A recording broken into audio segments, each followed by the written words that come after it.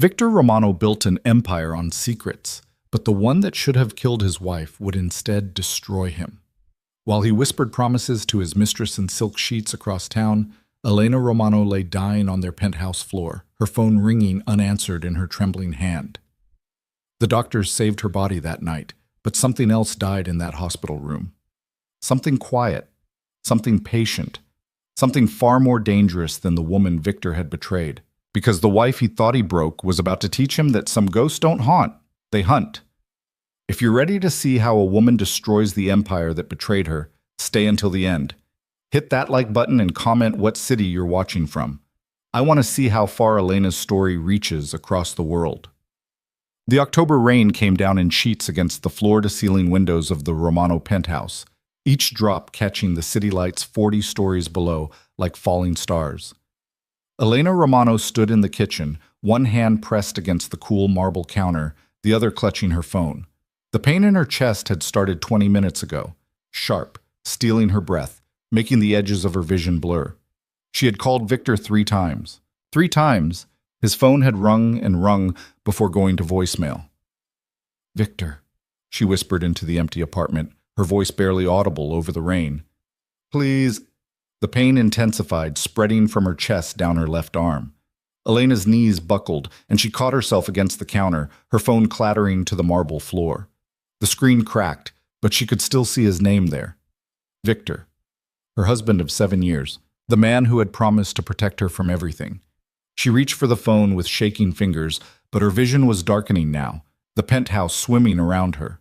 The last thing Elena saw before her world went black was the rain-streaked window reflecting her pale face, and beyond it, the indifferent glitter of the city that never stopped moving, never stopped living, even when you were dying alone. Man. Across town, in the Riverside Hotel's presidential suite, Victor Romano traced a lazy pattern down Selena Vale's bare spine, his mind already half-focused on the shipment arriving at the docks tomorrow. The woman in his bed stirred, turning to face him with those green eyes that had first caught his attention 6 months ago at a charity gala Elena had organized. "You're thinking about work," Selena murmured, her voice carrying that slight accent she'd picked up during her years in Paris. "I can always tell." Victor's phone buzzed on the nightstand, the 3rd time in 10 minutes. He glanced at the screen and saw Elena's name. His jaw tightened slightly, but he silenced it and set it back down. "Ignore it," Selena said, her fingers walking up his chest. "You're with me now." "I am," Victor agreed, though something uneasy shifted in his gut. Elena rarely called 3 times. She knew better than to interrupt his business meetings, or what he told her were business meetings. Selena sat up, the silk sheet pooling at her waist. Even now, after 6 months, the sight of her took his breath away. She was everything Elena wasn't, bold where his wife was reserved, passionate where Elena was gentle, demanding where Elena simply waited. "When are you going to tell her?" Selena asked, a question she'd been asking more frequently lately. "Tell her what?" "That you're leaving her, that you're choosing me." Selena's eyes held his, and there was something sharp beneath the desire. "How much longer are we going to pretend this is just an affair, Victor? We both know it's more than that." Victor's phone buzzed again. This time it wasn't Elena's name on the screen, but a number he recognized, the doorman at his building. "I need to take this," he said, reaching for the phone, but Selena caught his wrist. "No," she said softly. "You need to choose." For a moment, Victor hesitated. In that moment, across town, his wife's heart was giving out on their kitchen floor. In that moment, everything that would come after was already set in motion, though he didn't know it yet. He pulled his wrist free and answered the phone. "Mr. Romano?" The doorman's voice was tight with urgency. "Sir, it's your wife. The paramedics just took her. She collapsed. They said it's her heart. St. Mary's Hospital. You need to come now." The phone nearly slipped from Victor's hand. "What?" "Your wife, sir. The ambulance just left. She wasn't conscious." Victor was already on his feet, grabbing his clothes from the floor. "When? How long ago?" "Maybe 20 minutes. They've been trying to reach you." Victor didn't hear the rest. His mind was racing back through the last hour. The 3 calls from Elena. The 3 calls he'd silenced while Selena traced patterns on his skin and asked him to choose. "Victor?" Selena's voice cut through his panic, sharp now, stripped of its earlier softness. What's wrong? It's Elena. He was pulling on his pants, his shirt, his hands shaking. She's at the hospital. Her heart. So go, Selena said, but there was something cold in her tone now. Go play the devoted husband. Victor looked at her, really looked at her, and for the first time since they'd started this, he saw something that made his blood run cold. Jealousy, yes, but beneath it, something darker.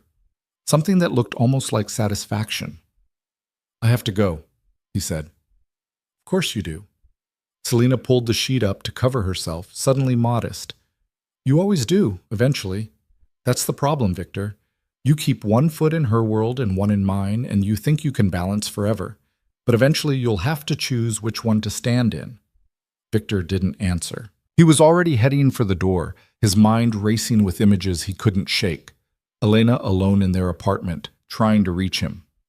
Elena collapsing. Elena in an ambulance, the paramedics fighting to keep her alive while He slammed the door behind him, Selena's words still echoing in his ears. The drive to St. Mary's should have taken 20 minutes. Victor made it in 12, running red lights, his Mercedes cutting through the rain-slicked streets like a knife. The whole time one thought pounded through his head. Please let her be alive, please. He'd built an empire on careful calculations and ruthless decisions. He'd ordered men killed with less emotion than he showed choosing wine. But the thought of losing Elena, quiet, gentle Elena, who'd never asked him for anything more than his presence, filled him with a terror that was entirely new. The emergency room was chaos when he arrived. Nurses rushing past, machines beeping, someone screaming in a curtained-off bay.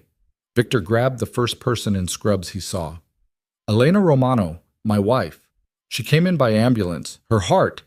Room 7, the nurse said, pulling free. They're still working on her. Victor ran. The emergency room corridor stretched endlessly before him, each second an eternity. When he reached room 7, he stopped in the doorway, his breath catching. Elena lay on the hospital bed, her face pale as death against the white sheets. Wires ran from her chest to machines that beeped steadily. An IV dripped clear fluid into her arm.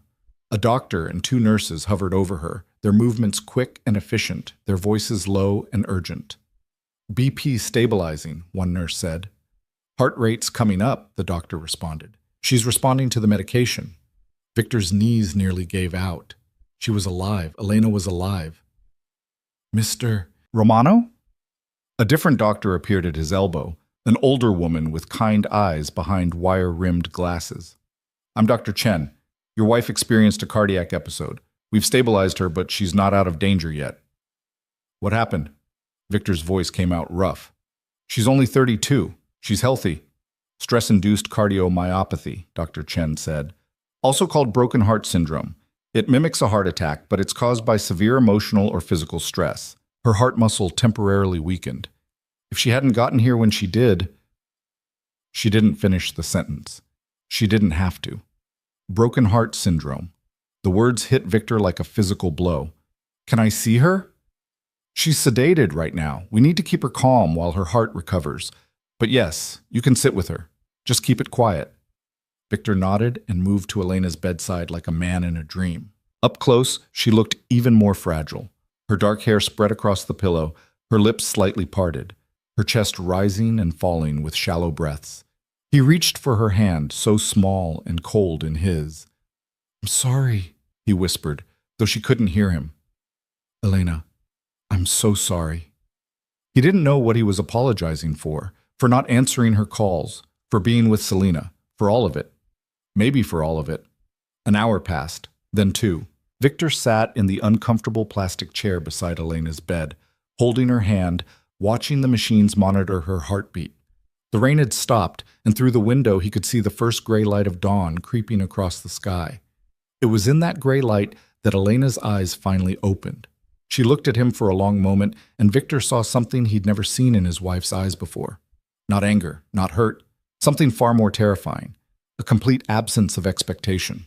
You didn't come, she whispered. 3 words, that's all it took. Victor's throat tightened. I'm here now. I called you. Her voice was so quiet he had to lean in to hear her. 3 times. I was dying, Victor, and I called you 3 times. I know. I'm sorry. I was with her. It wasn't a question. The certainty in Elena's voice made Victor's stomach drop. Elena, it's fine. She closed her eyes again, and a single tear slipped down her cheek. I understand now. You don't understand anything, Victor said, but the words sounded hollow even to him. I love you. I was scared out of my mind when I heard. You were scared, Elena repeated, her eyes still closed. I was dying. There's a difference.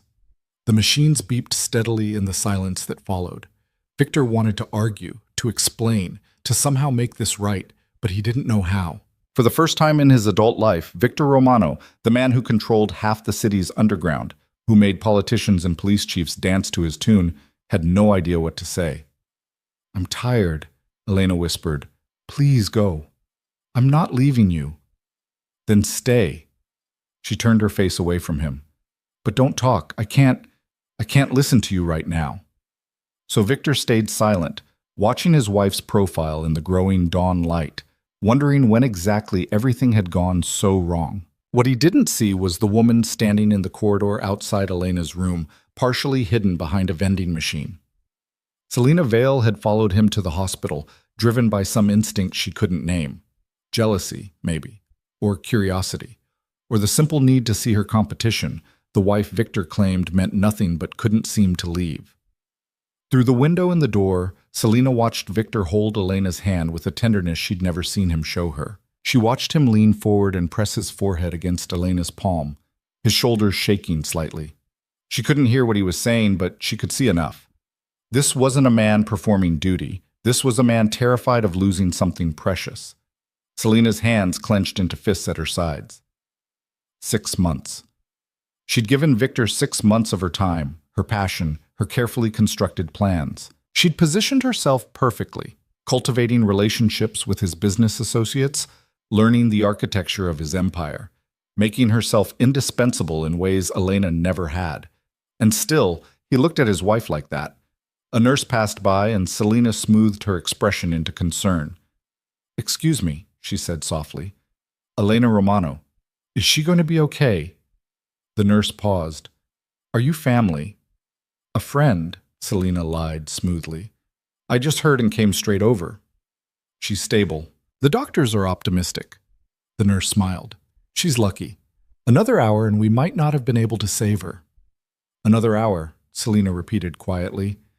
Yes, broken heart syndrome is serious, but if it's caught in time and treated properly, the heart usually recovers completely. The nurse checked her watch.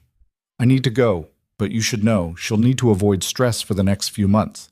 Anything that puts strain on her heart could trigger another episode. Of course, Selina said. Thank you. The nurse walked away and Selina stood alone in the corridor, her mind working through the implications. Elena would recover. The heart could be broken, but would heal, unless, of course, the stress continued, unless the things breaking her heart didn't stop. A slow smile curved Selina's lips. She pulled out her phone and sent a text. She's going to be fine. See you tomorrow night? In Elena's room, Victor's phone buzzed. He glanced at it, saw Selina's name, and immediately turned it off. But Elena had seen the notification too. Her eyes, when they met his, were completely empty. I think I'd like to rest now, she said quietly. Alone. Elena, please. Victor stood slowly, still holding her hand. I'll come back in a few hours. Bring you some things from home. Whatever you want, Elena said, and that was somehow worse than anger would have been. The complete indifference in her voice made Victor feel like he was losing her in a way he couldn't fight or control. He left the room feeling like a man walking away from a bomb he'd accidentally armed, not knowing when or how it would explode. In the corridor, he nearly walked straight into Selina. What are you doing here? Victor demanded, his voice low and dangerous. I was worried about you, Selina said, but her eyes flicked past him to Elena's room. Is she... She's fine, and you need to leave. Now. Victor, now, Selina. His tone left no room for argument. This isn't the place. Selina's jaw tightened, but she nodded. Fine, but we need to talk. Soon.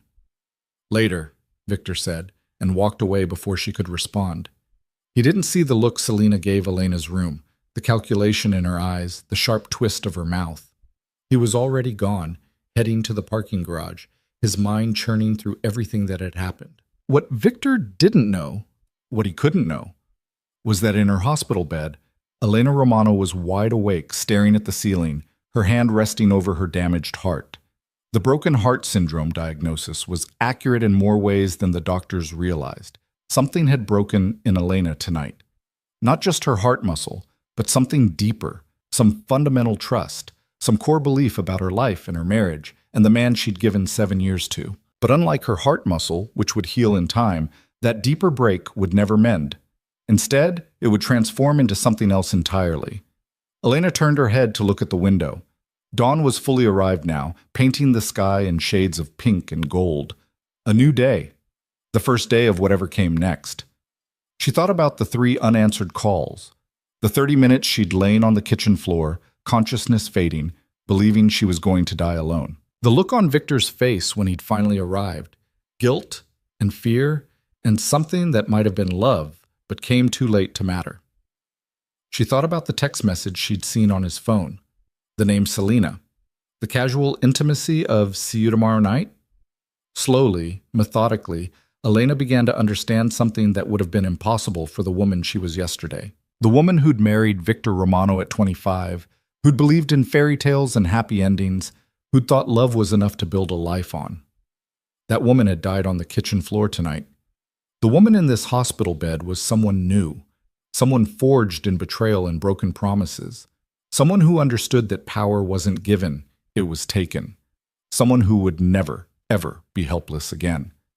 Elena closed her eyes, but she wasn't sleeping. She was thinking, planning, becoming. Outside her room, the hospital continued its relentless rhythm. Nurses checking vitals, machines beeping, lives being saved and lost in equal measure. In the parking garage, Victor sat in his Mercedes, his head in his hands, trying to figure out how to fix what he'd broken. Across town, Selena returned to the Riverside Hotel suite, poured herself a drink, and began making plans of her own. None of them understood yet that the real story, the one that would destroy them all, was just beginning. The broken heart would heal, but the woman it had broken was gone forever, and the ghost she became would haunt them both straight into hell. 3 days later, Elena was released from the hospital with strict instructions to avoid stress, take her medications, and return for weekly checkups. Victor brought her home to the penthouse in the middle of the afternoon, fussing over her like she was made of glass.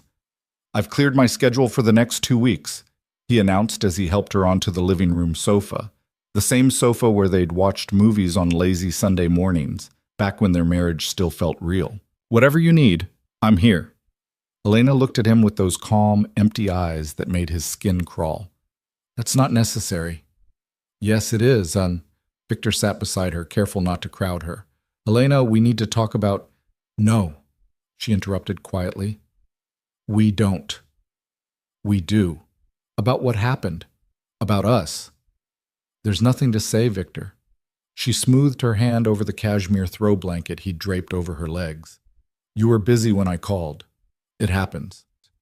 The casual dismissal was worse than any accusation.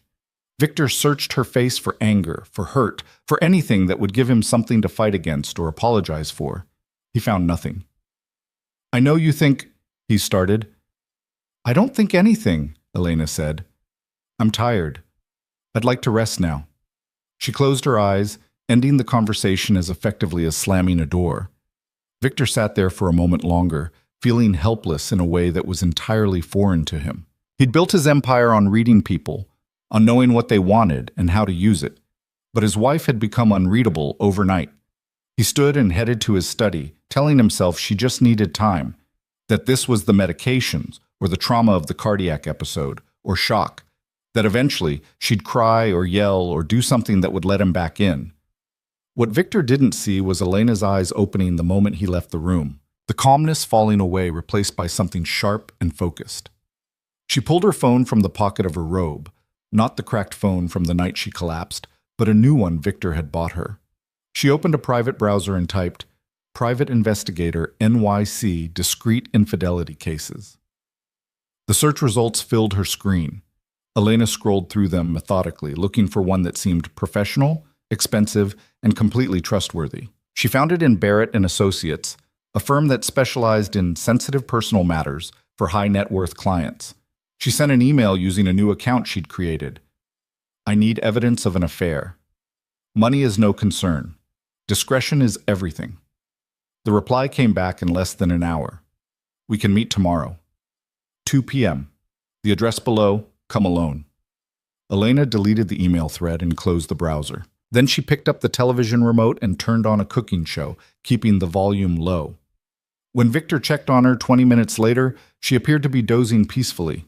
He had no idea his wife had just declared war. That evening, while Elena slept, or pretended to, Victor's phone rang. Selena. He stepped out onto the penthouse balcony to take the call, closing the glass door behind him. I told you not to contact me for a while, he said without preamble. It's been 3 days, Victor. Selena's voice was tight. Are we really going to pretend this didn't happen? That you're just going to play house with her and I'm supposed to wait in the wings? My wife almost died. Yes, I'm aware. I was at the hospital, remember? There was an edge to Selena's words now. The question is, how long are you going to use that as an excuse? An excuse? Victor's temper flared. She had a cardiac episode. She needs to recover without stress. So what am I supposed to do? Just disappear until it's convenient for you again? Victor pinched the bridge of his nose, feeling the beginnings of a headache. I didn't say that. You didn't have to. Selena's laugh was bitter. I see how this works now. I'm fine when you want an escape from your boring marriage, but the second your wife needs you to feel like a hero, I'm supposed to vanish. That's not fair. No? Then tell me, Victor, when exactly were you planning to leave her? Or were you always going to string us both along? It's complicated. It's really not, Selena said coldly. Either you want to be with me or you don't. Either you're leaving her or you're not. Make a choice. Victor looked back through the glass door. He could see Elena on the sofa, the blanket pulled up to her chin, her face peaceful in sleep. Fragile. Broken. His responsibility. I can't do this right now, he said finally. The silence on the other end of the line stretched long enough that he thought Selena had hung up. Then she spoke, and her voice was different, calm, controlled, dangerous. Fine, she said. Take your time, Victor. Play the devoted husband. But remember something. I know things about your business that Elena never will. I have access to accounts and deals and arrangements that would be unfortunate if they came to light. I've been very helpful to you these past 6 months. I'd hate for that to change. Victor's blood ran cold. Are you threatening me? I'm reminding you of reality. Selena's tone was pleasant now, almost sweet. We're partners, Victor, in more ways than one. Don't forget that. She hung up before he could respond. Victor stood on the balcony, the phone cold against his ear, his mind racing. Selena knew about the shipping routes through the harbor, the cash businesses they laundered money through, the arrangement with the city councilman. She'd inserted herself into his operation slowly, gradually, making herself useful in ways he'd been too distracted to question. And now she was threatening to expose it all if he didn't choose her. For the first time, Victor wondered if sleeping with Selena Vale had been the biggest mistake of his life. Behind him, through the glass, Elena's eyes opened. She could see Victor's reflection in the window, could see the tension in his shoulders, the way he gripped the balcony railing. She couldn't hear what he was saying, but she didn't need to. She already knew. Elena closed her eyes again and let a small, cold smile curve her lips. Let them think she was the fragile one. Let them think she was breaking.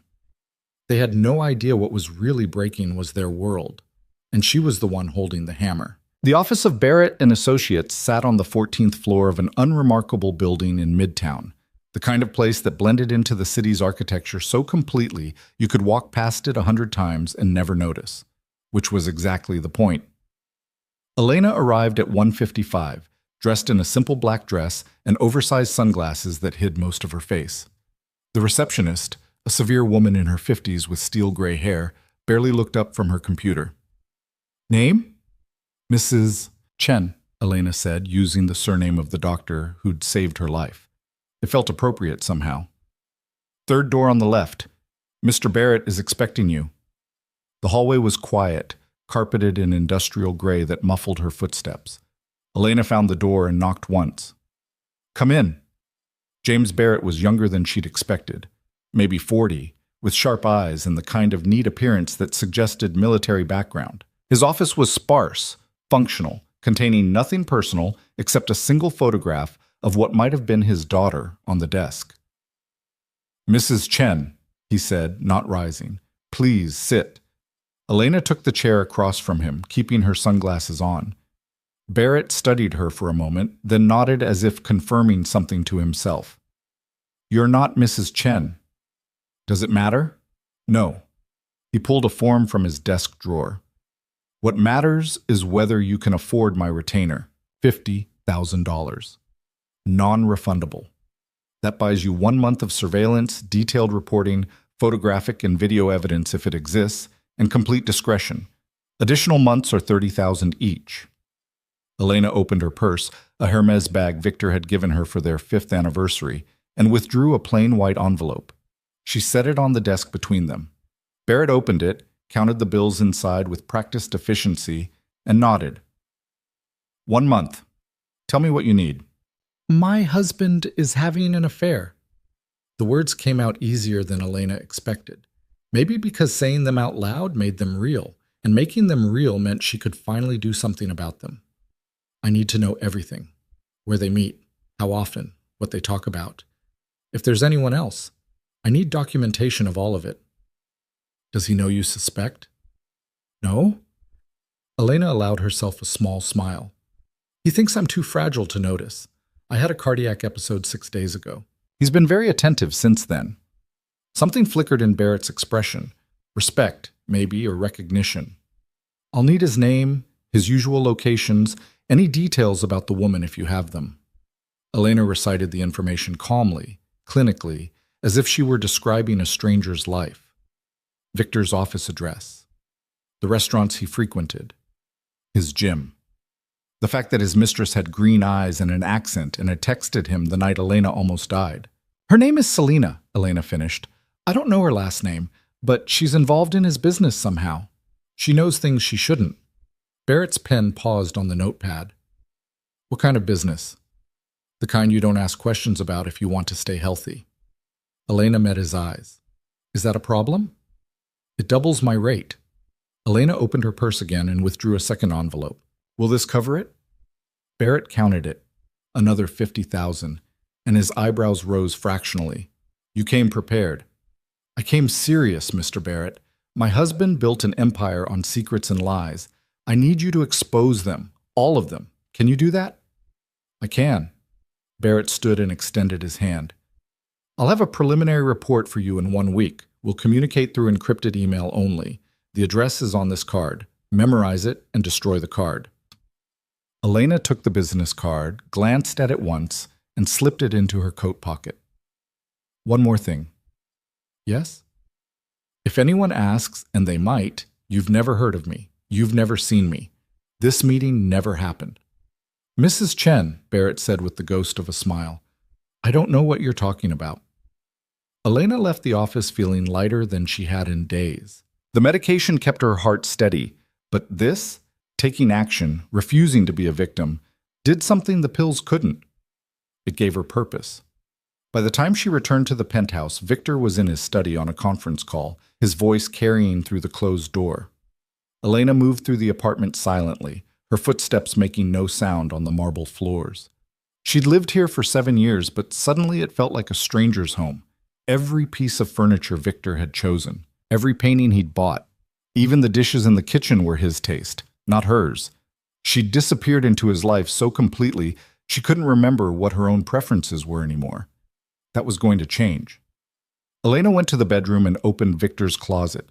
His suits hung in perfect rows, organized by color and season. His shoes lined up beneath them like soldiers. She ran her hand along the fabric of a charcoal Tom Ford jacket, then reached into the inside pocket. Nothing. She tried the next jacket, the next.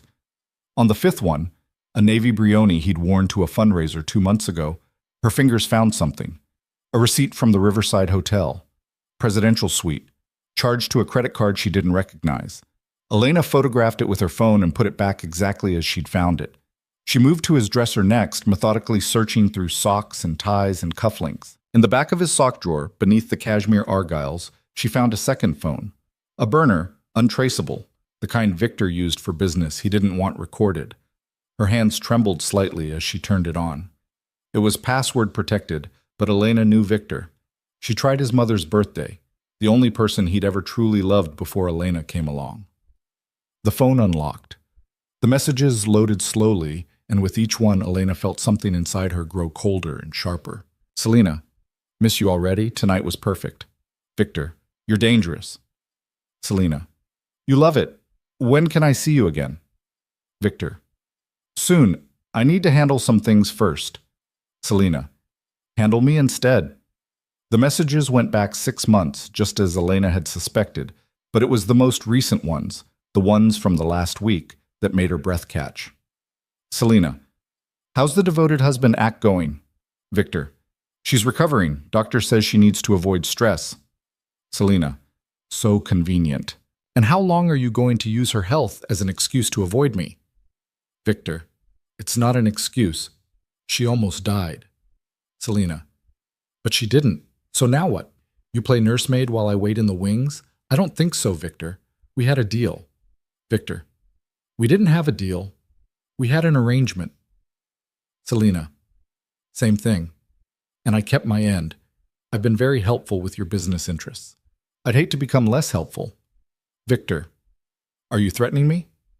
Selena, I'm reminding you of reality. Choose wisely. Elena read the exchange 3 times, memorizing every word. Then she scrolled back further, looking for anything that mentioned business. She found it in a message from 4 months ago. Selena, the shipment cleared customs. I told you my contact at the port would come through. Victor, you're good at this. Selena, I'm good at a lot of things. You're just starting to notice. So Selena wasn't just his mistress, she was part of his operation. She had leverage, connections, knowledge that could destroy him if she chose to use it. And from the recent messages, it was clear she was willing to do exactly that if Victor didn't leave Elena. Elena photographed every relevant message, then turned the phone off and placed it back in the sock drawer exactly as she'd found it. Her heart was beating fast, too fast, and she made herself breathe slowly, counting to 4 on the inhale, holding for 4, exhaling for 4. The technique the cardiologist had taught her to manage stress. But this wasn't stress. This was clarity. She returned to the living room just as Victor emerged from his study. He looked tired, she noticed, older than his 38 years, with lines of tension around his mouth. You're up, he said, concern immediately flooding his expression. Should you be walking around so much? I'm fine, Victor. I just needed to move.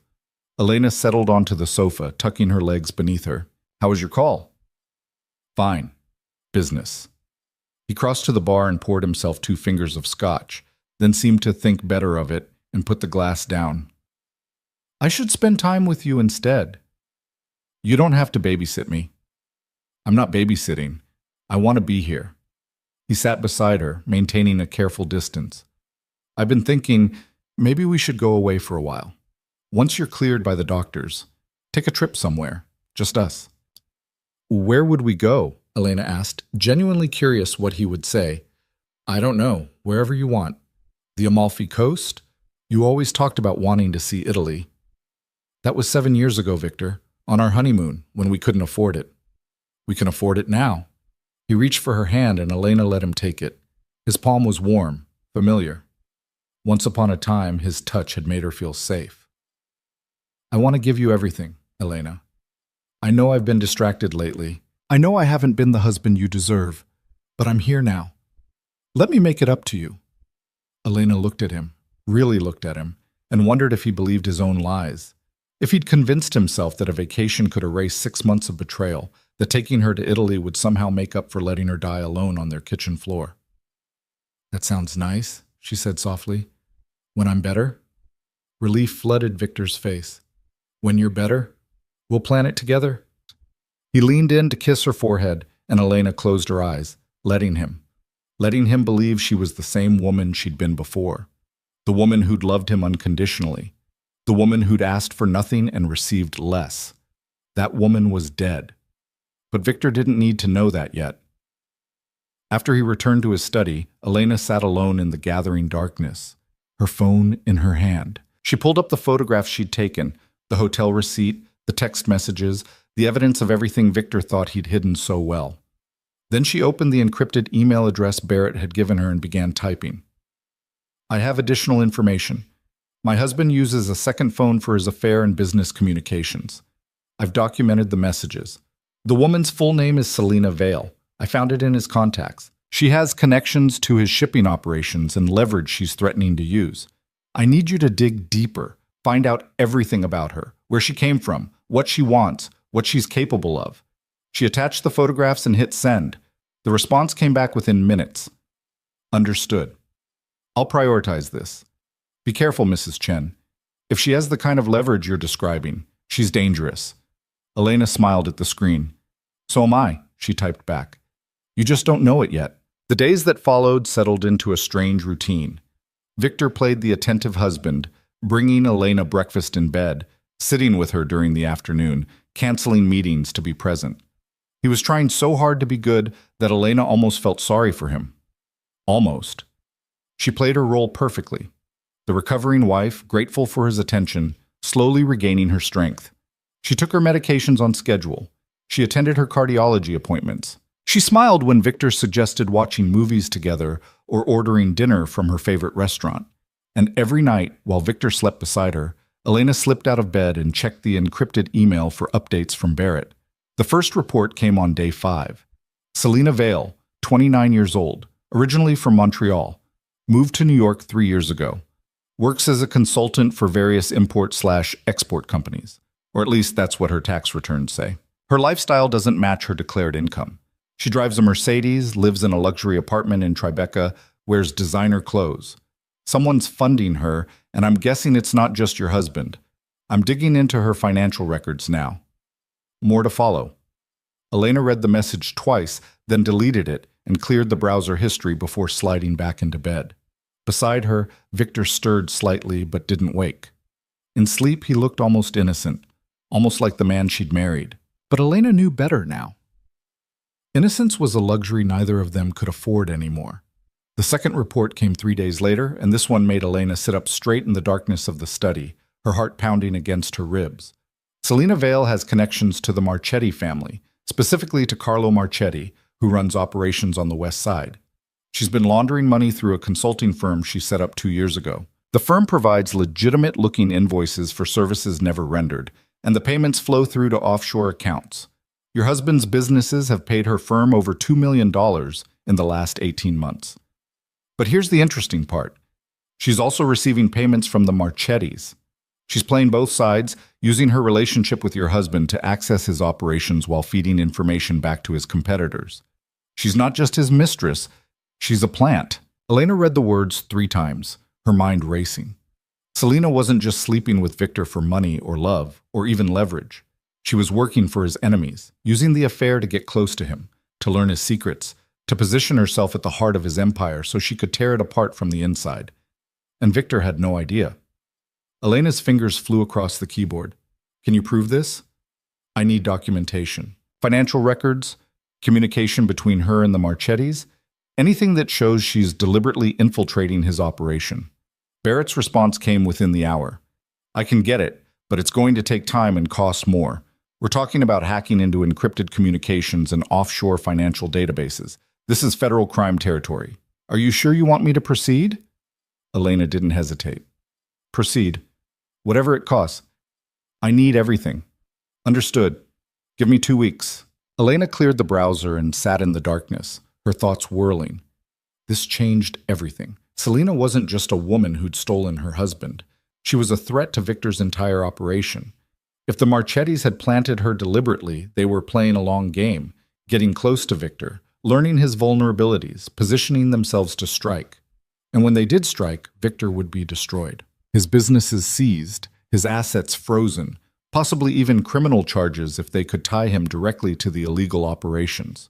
The old Elena, the one who'd died on the kitchen floor, would have warned him, would have shown him the evidence and let him handle it, would have protected him because that's what wives did.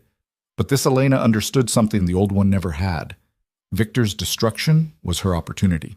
If Selena was working for the Marchettis, and if Elena could prove it, she wouldn't just expose the affair, she'd expose the entire conspiracy. And in the chaos that followed, the investigations, the betrayals, the collapse of everything Victor had built, Elena could position herself to take everything that mattered. Not revenge, strategy. The thought should have frightened her. A month ago, it would have. But the woman sitting in the darkness with her laptop felt nothing but cold, calculating satisfaction. 2 weeks later, Barrett delivered. The email came at 3 in the morning with an encrypted attachment that took 5 minutes to download. When Elena opened it, she found herself looking at a comprehensive dossier that would have made federal prosecutors weep with joy. Financial transactions showing money flowing from Marchetti-controlled accounts to Selena's consulting firm. Encrypted messages between Selena and Carlo Marchetti discussing Victor's shipping routes and warehouse locations. Photographs of Selena meeting with Marchetti associates in restaurants and hotel bars. A paper trail showing she'd deliberately positioned herself at the charity gala where she'd first met Victor, knowing he'd be there, knowing Elena would be there, setting the trap with precision. The affair hadn't been spontaneous. It had been calculated from the first moment, and woven through all of it were the text messages between Selena and Victor, the ones Elena had photographed from his burner phone, now contextualized by what they revealed. Every time Selena had asked about his business, she'd been gathering intelligence. Every suggestion she'd made about operations had been designed to expose vulnerabilities. Every moment of their affair had been part of a larger plan to destroy him. Elena sat back in her chair, her mind working through the implications. She could take this to Victor right now. Show him what Barrett had uncovered. Let him handle it the way he handled all threats, with violence and power and the full force of his criminal empire. The Marchettis would retaliate. Selena would disappear or end up dead, and Victor would owe Elena his life, his business, everything. He'd be grateful, devoted. Except the husband he'd been pretending to be these last few weeks. And she'd be exactly where she was before, invisible, powerless, living in the shadow of his empire. No. Elena closed the laptop and sat in the darkness, a new plan forming. If Selena was a weapon pointed at Victor, then Elena wouldn't disarm her. She'd redirect her, use the very conspiracy designed to destroy her husband to destroy them both. But to do that, she'd need to be patient, careful, smarter than either of them realized she could be. The next morning, Victor found Elena in the kitchen making coffee, her first time out of bed before 9 since the cardiac episode. "You're up early," he said, pleasure evident in his voice. "Feeling better?" "Much better." Elena smiled at him, and it didn't even feel like a lie anymore. She did feel better, stronger, more alive than she had in years. "I think I'm ready to start getting back to normal." "That's wonderful." Victor crossed to her and kissed her cheek. "I knew you'd recover. You're stronger than you think." "Yes," Elena agreed quietly. "I am." She watched him pour his coffee, watched him check his phone with the unconscious habit of a man with too many secrets. She wondered if Selena had texted him this morning, if they'd made plans to meet, if he was already counting the hours until he could slip away from his recovering wife and back into the arms of the woman who was going to destroy him. Let him go, Elena thought.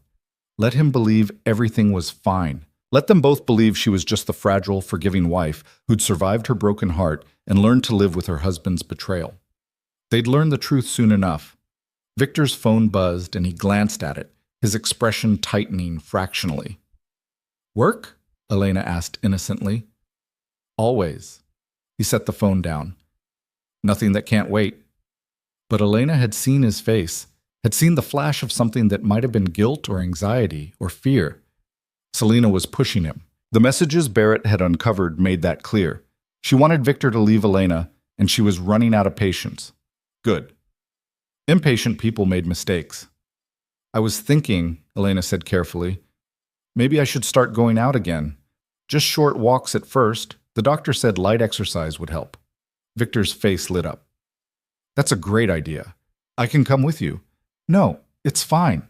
I know you're busy. Elena touched his arm gently. I'll just go to the park. Maybe sit by the fountain. Nothing strenuous. Are you sure? I'm sure. She smiled. You've been wonderful these past few weeks, Victor, but I can't expect you to put your whole life on hold for me. I need to start being independent again. She could see him struggling between relief and guilt. Relief that he'd have more freedom, guilt that he felt relieved. Guilt won, as she knew it would. Only if you promise to call me if you feel even slightly off, he said. The cardiologist said any chest pain, any dizziness. I promise. Elena kissed his cheek. I'll be careful. That afternoon, while Victor was at a meeting he couldn't cancel, Elena left the penthouse for the first time since coming home from the hospital. But she didn't go to the park. She went to a coffee shop 3 blocks from Selena Vale's Tribeca apartment and waited. Barrett's surveillance had documented Selena's routine thoroughly. Every Tuesday at 2:30, she went to a yoga class 6 blocks south. She'd passed this coffee shop on her way. Elena ordered green tea and sat by the window, her phone in her hand, Barrett's dossier open on the screen. She studied Selena's face in the surveillance photos. Beautiful, calculating, dangerous. The woman who'd seduced her husband.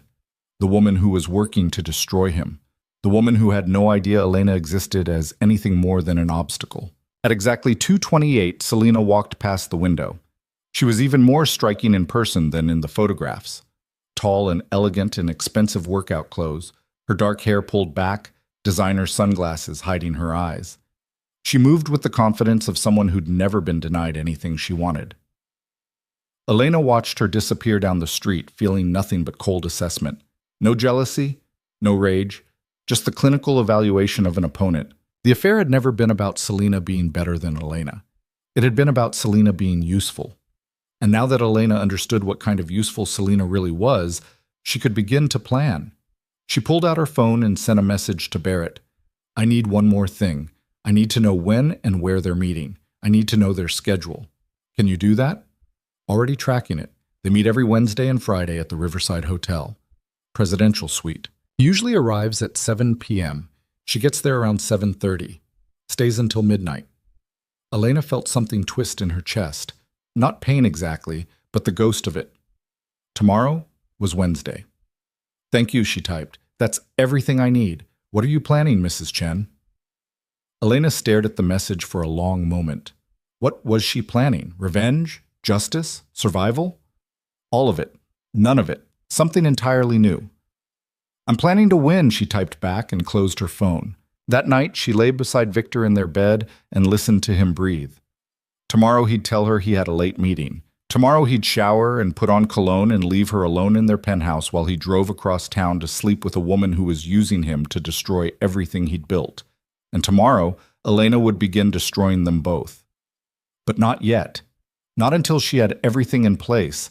Not until every piece was positioned exactly where it needed to be. Patience, she reminded herself. The heart attack had taught her patience.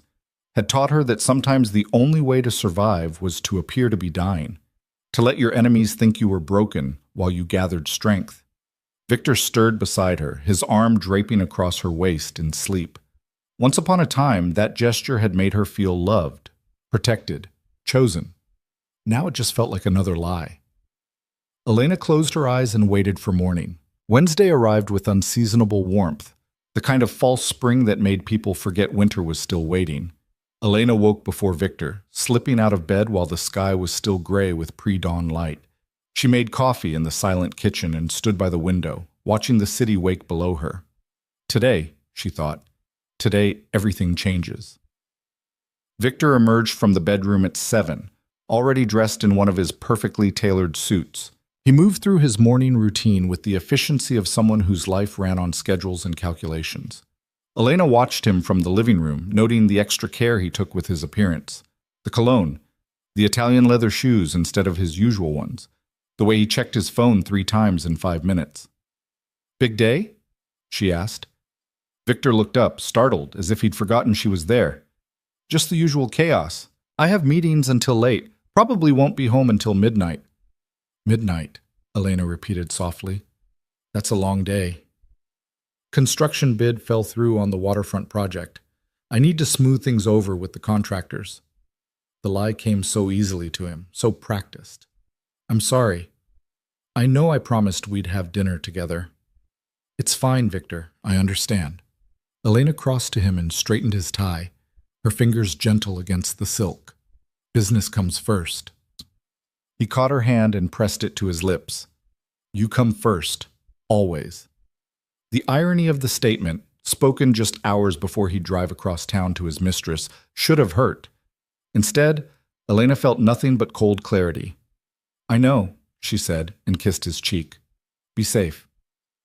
After Victor left, Elena moved with purpose. She dressed carefully, simple black pants, a cashmere sweater, comfortable shoes. Nothing memorable, nothing that would stand out. She pulled her hair back and put on minimal makeup. The goal was to disappear into the city's crowds, to become just another face among millions. At 11, she took a cab to a location 3 blocks from the Riverside Hotel and waited in a small cafe with a clear view of the entrance. Barrett had provided her with more than just information. He'd given her access to the hotel's security schedule, the shift changes, the blind spots in their camera coverage. He'd told her which entrances to avoid and which ones would let her pass unnoticed. Are you planning to confront them? He'd asked in their last encrypted exchange. No, Elena had replied. I'm planning to watch. Because knowledge was power, and Elena was done being powerless. The hours crawled by. Elena nursed 3 cups of tea and a sandwich she barely touched, her eyes never leaving the hotel entrance. At 6:45, her phone buzzed with a message from Barrett's surveillance team. Subject 1 approaching from the east. ETA 3 minutes. Elena's pulse quickened. She set down her cup and focused on the street. Victor's Mercedes pulled up to the hotel entrance at exactly 7 o'clock. He emerged from the car, handed his keys to the valet, and disappeared through the revolving doors. He moved with the confidence of someone who'd done this dozens of times, someone who knew exactly where he was going and what would be waiting for him. Elena forced herself to breathe slowly, to stay calm, to remember that rage was useless without strategy. At 7:28, a second message arrived. Subject 2 approaching from the south. ETA 2 minutes.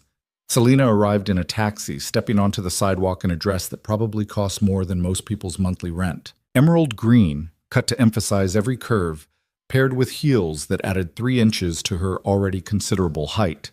She walked into the hotel like she owned it, and maybe, in a way, she did. This was her stage, her performance, the role she'd been playing for 6 months. Elena waited another 10 minutes, then paid her bill, and crossed the street. The Riverside Hotel lobby was all marble and gold, the kind of ostentatious luxury that separated the wealthy from everyone else. Elena kept her head down and moved toward the elevators with the purposeful stride of someone who belonged. The desk clerk didn't even glance at her. Barrett had provided her with a key card, don't ask how he'd obtained it, that gave her access to the service elevator. She rode it to the 14th floor, emerged into a quiet hallway, and counted doors until she found the one she needed. Not the presidential suite, the room directly across from it. The key card worked. Elena slipped inside and locked the door behind her, her heart pounding so hard she could feel it in her throat. The room was small, clean, unremarkable, but the view from the peephole showed her exactly what she needed to see, the door to the presidential suite. She settled into the chair beside the door and waited. What she was doing was insane, dangerous. If Victor found her here, if anyone saw her, the carefully constructed facade she'd been maintaining would shatter. But Elena had moved beyond fear, somewhere between the hospital bed and this moment. Fear was for people who had something left to lose. At 7:53, she heard it. Laughter, muffled but unmistakable, coming from across the hall. A woman's voice, Selena's, followed by Victor's lower rumble. The sound of the suite door opening and closing. Then silence. Elena closed her eyes and let herself feel it. Not the pain, she'd moved past pain, but the final severing of whatever connection had once existed between her and the man she'd married. This was the moment the marriage truly ended. Not when he'd first kissed Selena, or when he'd ignored Elena's calls while she was dying, but right now. This moment of absolute clarity. She stayed in that room for 3 hours, listening to the silence of the hallway, imagining what was happening 20 feet away. At 11:15, her phone buzzed with a message from Barrett. Subject 1's driver just arrived. He'll be leaving soon. You should go. Elena stood, her legs stiff from sitting motionless. She took one last look through the peephole at the presidential suite door, memorizing this moment, this feeling. Then she slipped out of the room and took the service elevator back down to the lobby. She was 3 blocks away when she saw Victor's Mercedes pull out of the hotel parking garage and disappear into the night traffic. Heading home. Heading back to her. Elena caught a cab and arrived at the penthouse 15 minutes before Victor. She changed into pajamas, washed her face, and was curled up on the sofa with a book when she heard his key in the lock. "You're still up," he said, surprise evident in his voice. "Couldn't sleep." Elena set down her book and studied him. He looked exactly as he had when he'd left that morning. Composed. Collected. No trace of guilt or dishonesty except in the slight redness around his collar, where Selena's lipstick had been hastily wiped away. "How were your meetings?" she asked. "Exhausting, but productive." Victor loosened his tie and poured himself a scotch. "How was your day?" "Quiet. I took a walk, read, thought about things." "What kind of things?" Elena smiled. "Our future, what comes next." Something flickered in Victor's expression. Unease, maybe, or the faintest recognition that his wife was different somehow. But he shook it off and sat beside her, scotch in hand. "I've been thinking about that too," he said. "About Italy. About taking that trip once you're fully recovered. We could leave in a few weeks. Stay as long as you want." "That sounds lovely," Elena said, and meant it. Because by the time a few weeks passed, Victor wouldn't be taking any trips. He'd be too busy trying to salvage what was left of his empire. They sat in companionable silence for a few minutes, and Elena wondered if this was what their marriage had always been. 2 people occupying the same space, speaking the same words, but living in completely different realities. "I love you," Victor said suddenly, as if the words could somehow make it true. Elena looked at him, really looked at him, and saw a man desperately trying to convince himself he was someone he wasn't. A man who wanted to be good but lacked the courage to actually be good. A man who thought he could have everything and pay for nothing. "I know," she said, because what else was there to say? Victor finished his scotch and went to bed. Elena stayed on the sofa, her book forgotten, her mind already moving to the next phase of her plan. The following morning, she sent an encrypted email to Barrett. "I need you to do something for me. I need you to make sure the Marchettis know that Selena is compromised, that her cover is at risk. Make it look like information leaked from someone in Victor's organization. Can you do that?" The response came back within an hour. "I can. But once I do this, things are going to escalate quickly. The Marchettis will either pull her out or push the timeline up on whatever they're planning. Either way, it's going to get messy. Are you sure?" Elena's fingers hovered over the keyboard. This was the point of no return. Once she set this in motion, she couldn't stop it. The conspiracy would collapse, taking Victor and Selena with it, and Elena would be standing in the ruins, ready to build something new. "I'm sure," she typed. "Do it." 3 days later, everything began to unravel. It started with a phone call Victor took in his study, his voice tight with barely controlled fury. Elena heard him through the closed door, pacing like a caged animal. "I don't care what it takes. Find out who leaked it. Someone in my organization is talking to the Marchettis, and I want to know who." Elena continued making dinner as if she hadn't heard, but her pulse was racing. It was working. Barrett had planted the information exactly as she'd asked, making it look like someone in Victor's inner circle had discovered Selena's connection to the Marchettis and reported it. Victor would be looking for a traitor in his own ranks, never suspecting his recovering wife. When he emerged from the study 20 minutes later, his face was ashen. "Is everything okay?" Elena asked. "Business problems, nothing you need to worry about." But his hands were shaking slightly as he poured himself a drink. "I might need to go out of town for a few days. Handle some things personally." "Of course." "When?" "Tomorrow, probably. I'll know more tonight." He drained the scotch in one swallow. "I'm sorry. I know the timing isn't ideal." "Victor, I'm fine. I've been fine for weeks now." Elena touched his arm gently. "Do what you need to do. I'll be here when you get back." The gratitude in his eyes was almost painful to see. He still thought she was his safe harbor, his constant, the one thing in his chaotic world that would never betray him. He had no idea the betrayal was already complete. That night, after Victor finally fell into a restless sleep, Elena received another message from Barrett. The Marchettis are pulling Selena out. They're going to cut their losses and disappear her before your husband figures out what she really is. But there's a problem. She doesn't want to go. She's refusing to leave.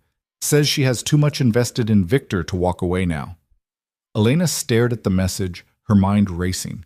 Selena was refusing orders from the Marchettis. That meant she'd gone rogue, that she was operating on her own now, with her own agenda. That made her even more dangerous. What is she planning? Elena typed back. Not sure yet, but my surveillance team says she's been moving money around, liquidating assets, setting up new accounts. Whatever she's planning, she's getting ready to run. And I don't think she's planning to run alone. Understanding crashed over Elena like a wave. Selena wasn't just going to disappear, she was going to take Victor with her. Or rather, she was going to take everything Victor had and leave him with nothing. The affair had started as a Marchetti operation, but somewhere along the way, Selena had seen an opportunity for herself. She'd used the Marchetti's resources to get close to Victor, to learn his operation, to position herself at the center of his empire. And now she was going to rob him blind and vanish before either the Marchettis or Victor could stop her. It was actually brilliant, ruthless, amoral, and utterly brilliant. Elena almost admired it.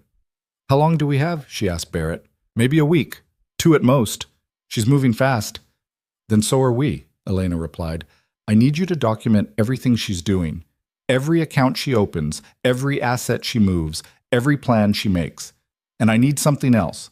I need you to find out where she's planning to run to. Why? Because I'm going to make sure she doesn't get there.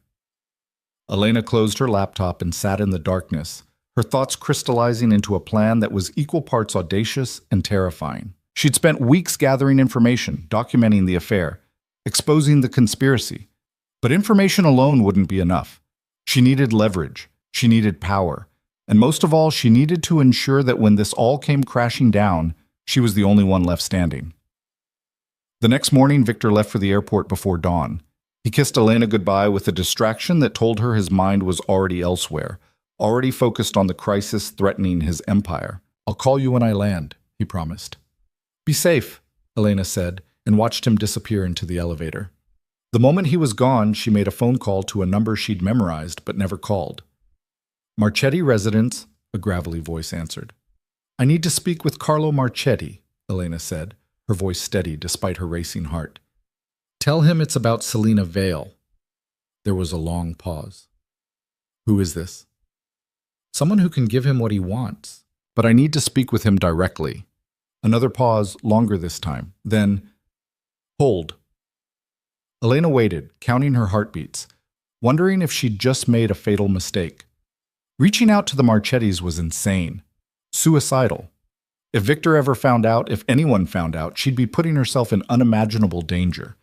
But danger was relative. And Elena had already died once on her kitchen floor. Everything since then was borrowed time. This is Carlo Marchetti. The voice was cultured, urbane, nothing like the Hollywood gangster Elena had imagined. You have exactly 1 minute to tell me why I shouldn't hang up. Selena Vale has been stealing from you, Elena said. The accounts she set up to funnel money from my husband's operations? She's been skimming 20% off the top and moving it into her own offshore holdings. She's accumulated over $3 million of your money, and she's planning to disappear with it in the next week. Silence on the other end of the line, then, and you know this how? Because I've been watching her, documenting her, gathering evidence of everything she's done. Elena's voice was calm, measured. I know about the plan to use her to infiltrate my husband's organization. I know she was supposed to feed you information that would let you take over his territories. I know she's gone rogue and is planning to rob you both, and I can prove all of it. Why would you tell me this? Marchetti's tone was sharp now, interested. Your husband is the one she's stealing from. Why not warn him? Because my husband is going to get exactly what he deserves, Elena said quietly. But so is Selena, and so are you, Mr. Marchetti. The question is whether you want to minimize your losses or let a woman who's already betrayed you once walk away with millions of your money. Another pause. Elena could almost hear Marchetti thinking, calculating, weighing her words against what he already knew. What do you want? He asked finally. A meeting. 1 hour. Somewhere public. You bring one person, I bring no one. We discuss terms. Terms for what? For me giving you everything I have on Selena. Bank accounts, transaction records, travel plans, communication logs. Everything you need to stop her before she disappears. And in exchange, you leave my husband alone. Elena's voice was steel now. Whatever your plans were for his operations, you abandon them. You disappear from his life. And from mine. Marchetti laughed, a sound like gravel shifting. You want me to give up a multi-million-dollar operation because you're handing me evidence against one rogue operative? No, Elena corrected. I want you to give up an operation that's already compromised because you sent someone incompetent to run it. Selena has cost you time, money, and credibility. She's stolen from you. She's ignored your orders. She's made you look weak in front of every organization in the city that's watching to see if the Marchettis still have teeth. She paused. I'm offering you a way to save face, to cut your losses, to punish the person who actually betrayed you instead of starting a war with my husband that will cost you more than you'll ever gain. The silence stretched so long Elena thought he'd hung up. Then, Central Park, the Bethesda Fountain. 2 hours. Come alone. The line went dead. Elena set down her phone, her hands trembling now that the conversation was over. She'd just negotiated with a crime boss, offered evidence against one criminal to protect another, stepped into a world of violence and power that she'd always existed on the periphery of but never truly entered. There was no going back from this. But then again, there'd been no going back from the moment she'd woken up in that hospital bed and whispered, "You didn't come." Elena dressed carefully for the meeting. Elegant but not ostentatious. Expensive but not flashy. She wanted to look like someone who belonged in Carlo Marchetti's world without appearing to be trying too hard. She pulled her hair back, put on minimal jewelry, and slipped Barrett's entire dossier into a leather portfolio. The cab ride to Central Park felt surreal. The city moved around her with its usual indifference. Millions of people living their ordinary lives while Elena rode toward a meeting that could get her killed. She arrived at Bethesda Fountain 15 minutes early and took a position on a nearby bench where she could see anyone approaching. The November air was cold enough that most tourists had abandoned the park, leaving only joggers and the occasional photographer. At exactly 2 o'clock, Carlo Marchetti appeared. He was younger than Elena expected, maybe 50, with silver at his temples and the kind of tailored elegance that came from money so old it didn't need to announce itself. He walked with one other man, a massive bodyguard who looked like he could break Elena in half without effort, but kept several paces back as Marchetti approached her bench. "Mrs. Romano," he said, and it wasn't a question. "Mr. Marchetti." Elena stood, the portfolio in her hands. "Thank you for meeting me. Let's walk." It wasn't a suggestion.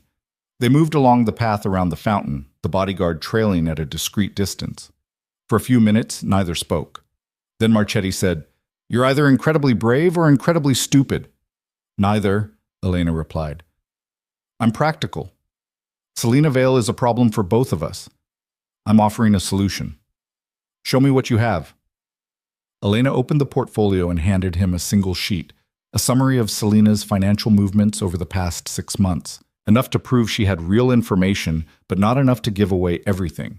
Marchetti studied it for a long moment, his face impassive.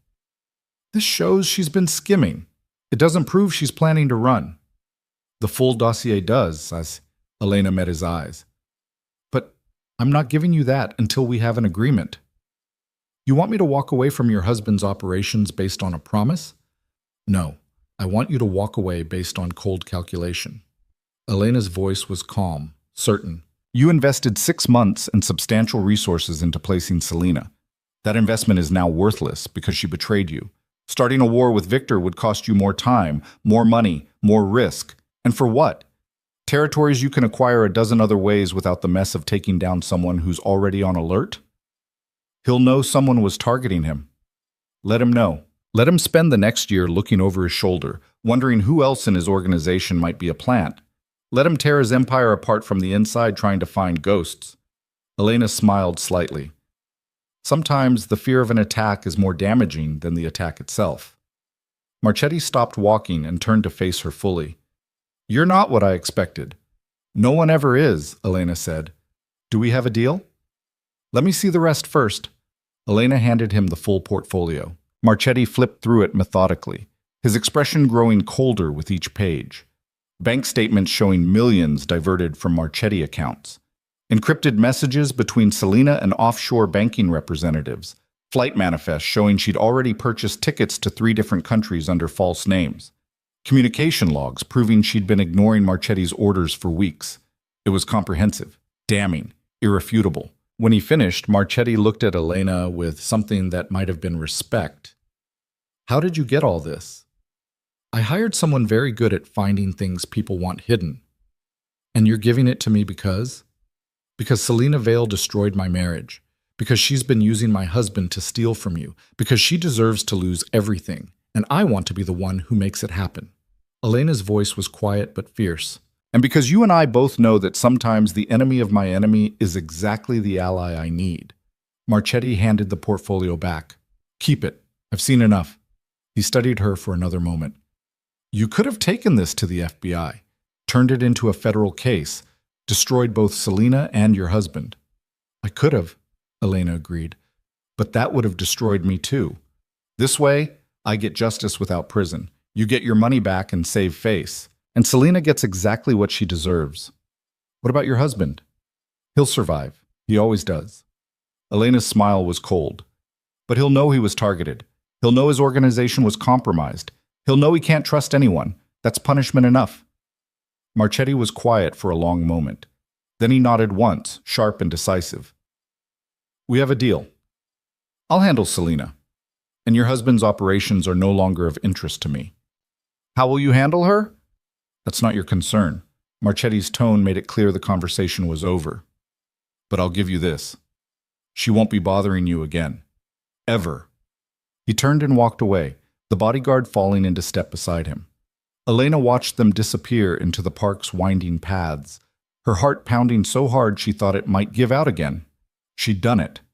She'd negotiated with a crime boss and walked away alive.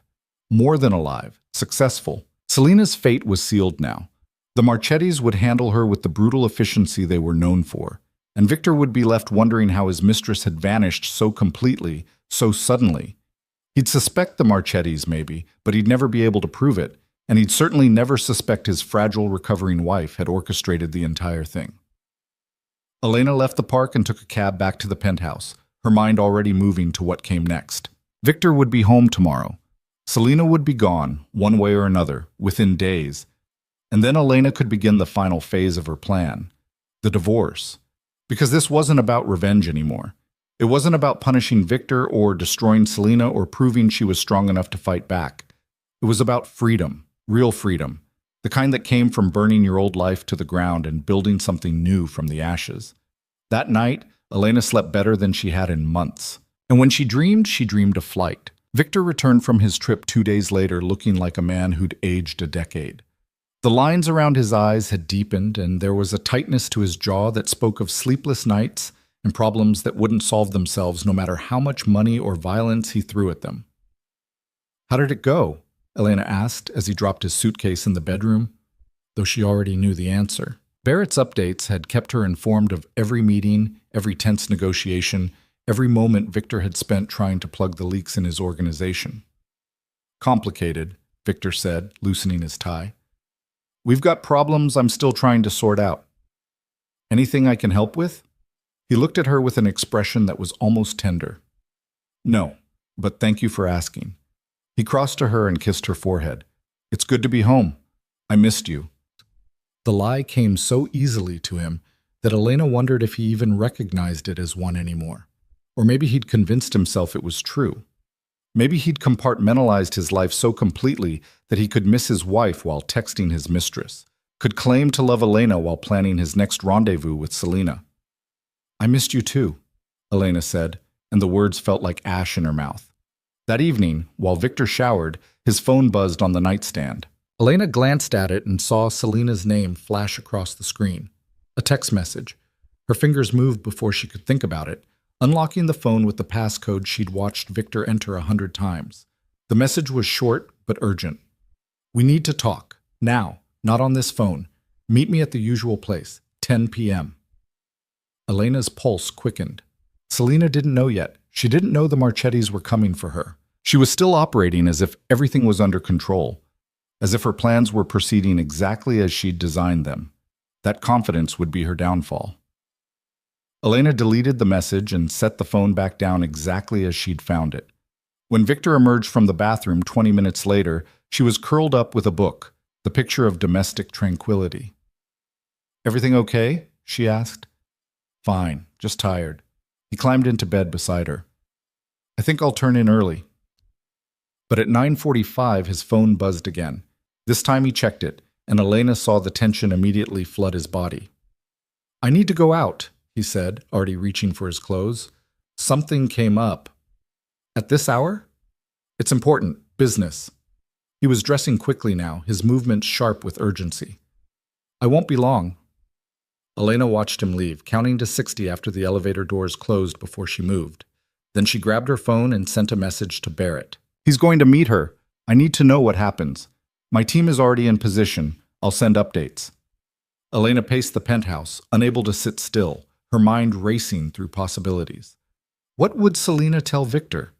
Would she reveal that she knew about the Marchetti investigation? Would she try to convince him to run with her? Or would she simply demand that he finally choose between his wife and his mistress? The first update from Barrett came at 10:30. They're arguing. "Can't hear everything, but it's heated. She's crying. He looks angry, crying." That was interesting. Selena didn't strike Elena as the type to use tears as a weapon, which meant they were genuine, which meant Selena was genuinely scared. Good. The second update arrived 15 minutes later. She just told him she's in danger, that people are watching her, that they need to leave the city. He's refusing. Elena's hands tightened on her phone. Selena was trying to recruit Victor into her escape plan, trying to convince him that the danger she faced, the danger Elena had orchestrated, was his danger too. But Victor was refusing, because despite everything, despite the affair and the lies and the betrayal, Victor Romano didn't run. His empire was here, his power was here, and he wouldn't abandon it, not even for the woman he'd risked everything to be with. The third update came at 11. "He's leaving." She tried to stop him. He pushed her away. She's standing alone in the parking lot watching him drive off. She looks destroyed. Elena set down her phone and closed her eyes, letting herself feel the strange mixture of satisfaction and emptiness that came with this moment. Selena had lost Victor. Not to Elena, but to his own selfishness, his own inability to commit to anything that didn't serve his immediate interests. It was the exact punishment she deserved. Victor arrived home just after midnight, his expression dark and closed. He poured himself a scotch and drank it standing by the window, staring out at the city lights as if they held answers he couldn't find. "Bad meeting?" Elena asked softly. "You could say that." He didn't turn around. "Someone I trusted turned out to be someone I shouldn't have trusted." "I'm sorry." "Are you?" The question wasn't accusatory, just tired. "I wouldn't blame you if you weren't." Elena's breath caught. Did he know? Had he somehow figured out that she'd been the architect of Selena's downfall? "Why would you say that?" she asked carefully. Victor finally turned to face her. "Because I haven't been the husband you deserve. Because I've been distracted and distant and—" He trailed off, seeming to search for words he couldn't find. "Because you'd have every right to be glad when my chickens come home to roost." It wasn't a confession. Not quite. But it was close enough that Elena felt something shift between them. "I don't take pleasure in your problems, Victor," she said. And it was true. What she felt wasn't pleasure.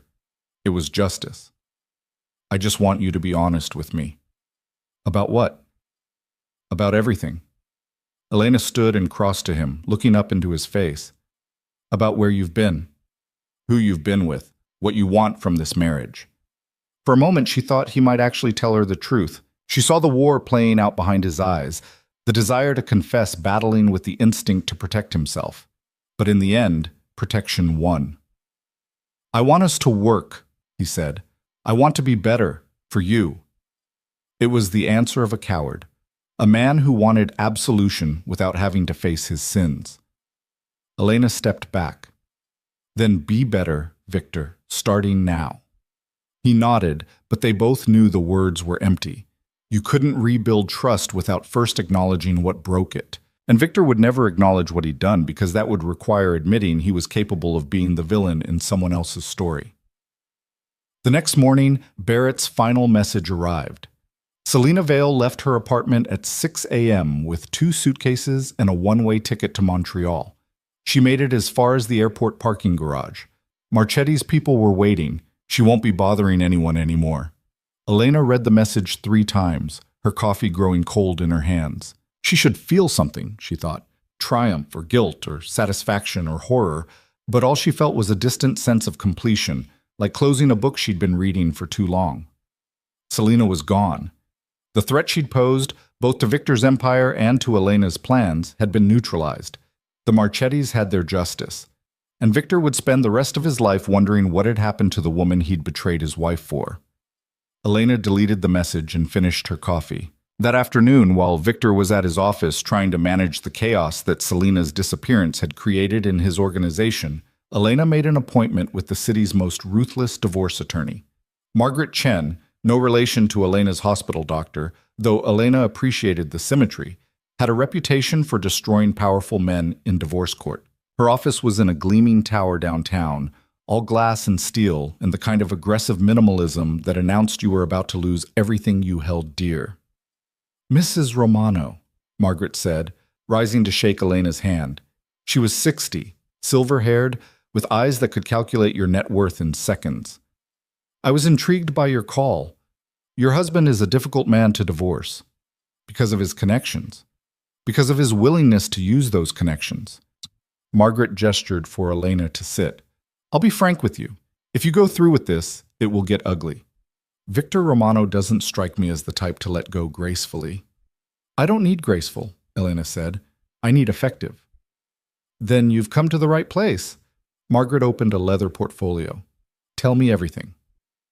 Elena spent the next 2 hours laying out the foundation of her marriage. The prenuptial agreement Victor had insisted on, protecting his assets, leaving her with almost nothing if they divorced. The way she'd disappeared into his life, giving up her own career aspirations to be the perfect wife, the emotional distance that had grown between them over the years, and finally, carefully, the cardiac episode that had revealed just how little she meant to him when it mattered most. She didn't mention the affair. Not yet. That would come later, when the time was right. Margaret took notes with the precision of a surgeon planning an operation. When Elena finished, she sat back and studied her newest client with undisguised approval. "You're more prepared than 90% of the women who walk through that door," she said. "Most of them come in angry and emotional. You're coming in strategic." "I had time to think while I was recovering," Elena said. "Time to understand that anger without strategy is just noise." "Smart." Margaret tapped her pen against her notepad. "Here's what we're going to do. First, we're going to quietly document every asset your husband has. And I mean everything. Bank accounts, properties, investments, shell companies, offshore holdings, all of it. New York is an equitable distribution state, which means regardless of that prenup, you're entitled to a fair share of marital assets." "The prenup was signed under duress," Margaret interrupted smoothly. "You were young in love, and your husband, a powerful man with significant resources and connections, pressured you into signing without independent legal counsel. We'll argue that it's unconscionable and should be thrown out." Elena's eyes widened. "Can we actually do that?" "We can try. And even if we fail, the attempt will cost him legal fees and time and put him on the defensive." Margaret smiled. "The goal isn't just to win, Mrs. Romano. It's to make winning so expensive and exhausting for him that he'd rather settle than fight. How long will this take?" 6 months, maybe a year. Depends on how hard he fights." Margaret leaned forward. "But I need to ask you something. Are you absolutely certain this is what you want? Because once we file, there's no going back. Your husband will know. And based on what I know about Victor Romano, his response won't be gentle." Elena thought about the night on the kitchen floor, the 3 unanswered calls, the hospital bed where she'd whispered, "You didn't come." The weeks she'd spent gathering evidence and building her case and transforming herself from victim to strategist. "I'm certain," she said. "Good." Margaret closed her portfolio. "Then let's destroy him." They spent another hour discussing strategy, when to file, how to protect Elena's safety, what to expect from Victor's legal team. By the time Elena left the office, she had a plan, a timeline, and a retainer agreement that would have made most people blanch. But money wasn't an issue. Elena had been quietly moving funds from their joint accounts into a separate account in her name, small amounts that wouldn't trigger any alerts. She'd accumulated enough to pay for the best representation money could buy. Walking back through the city streets, Elena felt lighter than she had in years. The plan was in motion. Selena was gone. Victor was vulnerable. And Elena was finally in control of her own life. But as she turned the corner toward her building, she saw something that made her blood run cold. Victor's Mercedes was already parked in front of the building. He was home early. And standing beside his car, talking to him with urgent gestures, was one of his security team, a man Elena recognized as Marcus, who handled Victor's most sensitive operations. She was too far away to hear what they were saying, but she could read body language. Marcus was agitated. Victor's face was dark with fury. And as Elena watched, Victor pulled out his phone and made a call, his movements sharp and violent. Something had happened, something big. Elena's mind raced through possibilities. Had the Marchettis contacted him about Selena? Had someone in his organization finally revealed the depth of the infiltration? Had he somehow discovered that Elena had been investigating him? She forced herself to walk normally toward the building, to smile at the doorman, to act as if nothing was wrong. By the time she reached the lobby, Victor and Marcus had moved inside to the garage. She took the elevator up alone, her heart pounding, her mind preparing for whatever came next. The penthouse was silent when she entered. Elena set down her bag and moved through the rooms looking for any sign of Victor. She found him in his study, standing behind his desk with his phone pressed to his ear. "I don't care what it takes," he was saying, his voice low and dangerous. "I want to know who gave that information to the Marchettis.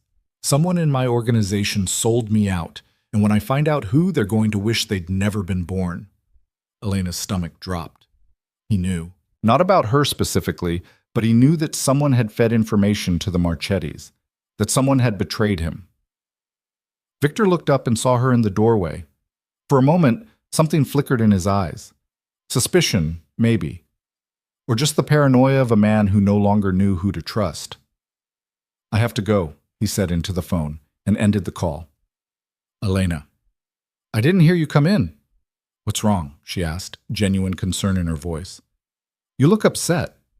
"Business problems. Nothing you need to worry about." But his eyes were still on her, assessing, calculating. "Where were you this afternoon?" "I had a doctor's appointment. Follow up with the cardiologist." The lie came easily. She'd actually had an appointment scheduled for next week, but she'd memorized the details in case she needed an alibi. Why? "Just wondering." Victor moved around the desk toward her. "How did it go?" "Fine. She says my heart is healing well. I should be back to normal in another few weeks." "That's good. That's—" He trailed off, his attention already drifting back to whatever crisis was consuming him. "I'm glad you're okay, Elena. I really am." There was something in his tone that made Elena's chest tighten. Regret, maybe. Or the beginning of understanding that he'd failed her in ways he couldn't fix. "Victor," she said carefully, "whatever's happening with your business, is it dangerous? Should I be worried?" He looked at her for a long moment, and she saw him making a decision, weighing how much to tell her, how much to protect her with ignorance. "No," he said finally. "You're safe. I'll make sure of that. But I need you to do something for me." "What?" "If anyone contacts you, anyone you don't know, anyone asking questions about me or my business, I need you to tell me immediately. Don't talk to them. Don't trust them. Just tell me." Elena's pulse quickened. "You're scaring me." "I don't mean to." Victor pulled her into his arms, and for a moment, Elena let herself lean into the embrace. Let herself remember what it felt like when she'd believed his protection meant something. "I just need to know you're safe, that you're on my side." "I'm your wife," Elena said against his chest. "Of course I'm on your side." It was the biggest lie she'd ever told. That night, Elena lay awake long after Victor fell asleep, listening to the sounds of the city outside their window. Sirens in the distance, the occasional car horn, the white noise of millions of lives unfolding in the darkness. Victor's paranoia was growing. He was looking for the traitor in his organization, and sooner or later his investigation would lead him to uncomfortable questions. Questions about timing and opportunity, and who had the most to gain from his downfall. Elena needed to accelerate her timeline. She needed to file for divorce before Victor's suspicions turned toward her. Because once he started seeing her as an enemy instead of a victim, once he started treating her the way he treated all his enemies, her safety would evaporate. She waited until Victor's breathing deepened into true sleep, then slipped out of bed and went to the study. She sent an encrypted message to Margaret Chen. "We need to file sooner than we discussed. How quickly can you have the papers ready?" The response came back within minutes. Margaret apparently also didn't sleep. "I can have them ready by Friday, but that only gives us 3 days to finalize asset documentation." "Are you sure you want to rush this?" Elena thought about Victor's question earlier. Where were you? The suspicion in his eyes, the way he'd asked her to report anyone who contacted her, as if he was already building a web to catch whoever had betrayed him. "I'm sure," she typed back. "Friday." "Then Friday it is. I'll have the papers delivered to you for review Thursday night. Once you sign them, we file them with the court Friday morning. After that, everything happens fast." "How fast?" "Your husband will be served the papers Friday afternoon. By Friday evening, the whole city will know Victor Romano's wife is divorcing him. By Monday, the media will have the story. By next month, we'll be in court." Elena stared at the message, her finger hovering over the keyboard. This was it, the point of absolute no return. Once those papers were filed, once Victor knew she was leaving him, everything would change. His reaction would be swift and probably brutal. He'd fight her with every weapon he had, money, lawyers, connections, possibly even violence. But Elena had weapons too. She had evidence of the affair, even if Selena was gone. She had documentation of his criminal activities, gathered carefully over weeks. She had the sympathy of being the wronged wife who'd nearly died while her husband cheated. And most importantly, she had the truth on her side. "Do it," Elena typed. "File on Friday." She cleared the browser history, shut down the computer, and returned to bed. Beside her, Victor slept on, oblivious to the fact that his wife had just set in motion the destruction of everything they'd built together. 3 days, Elena thought. 3 days until freedom. She closed her eyes and waited for morning. Thursday arrived with the kind of gray, heavy sky that promised snow. Elena spent the day in a state of carefully controlled calm, going through her normal routine while internally cataloging everything she needed to do. Margaret's papers would arrive tonight. Tomorrow morning, they'd be filed. Tomorrow afternoon, Victor would know. She needed to be ready. While Victor was at the office, Elena packed a bag. Not obviously, just a few essential items hidden in the back of her closet. Medications. Important documents. Cash she'd been withdrawing in small amounts for weeks. The evidence Barrett had compiled, copied to a secure drive. Photographs from their early years together, the ones where she still looked happy. She wasn't sure why she packed those last items. Sentiment, maybe. Or just the need to remember who she'd been before all of this. The woman who'd believed in love and happy endings, and the power of commitment to overcome anything. That woman seemed like a stranger now. At 6 o'clock, Elena's phone buzzed with a message from Margaret's office. Courier delivering package at 7 p.m. Sign as Sarah Miller. Don't let your husband see it. Elena deleted the message and waited. Victor came home at 6:30, looking exhausted. He'd been spending 18-hour days at the office, trying to shore up his operations against whatever threats he imagined were circling.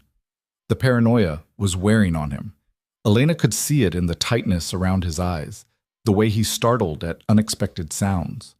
Long day? She asked. Endless.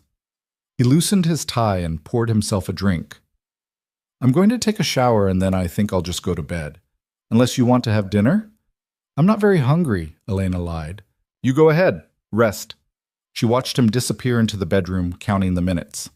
At exactly 7 o'clock, the doorman called up. Mrs. Romano, there's a courier here with a package for Sarah Miller. Should I send them up? Yes, please, Elena said, keeping her voice calm even as her heart raced. She met the courier at the door, signed for the package, and slipped back inside before Victor emerged from the shower. The envelope was thick, professional, and utterly damning. Elena hid it in her closet, beneath the sweater she never wore, and returned to the living room with her book. When Victor came out 20 minutes later, she was the picture of domestic tranquility, his wife, reading peacefully, waiting for him. "I think I'll just go to bed," he said. "I'm exhausted." "Of course. Sleep well."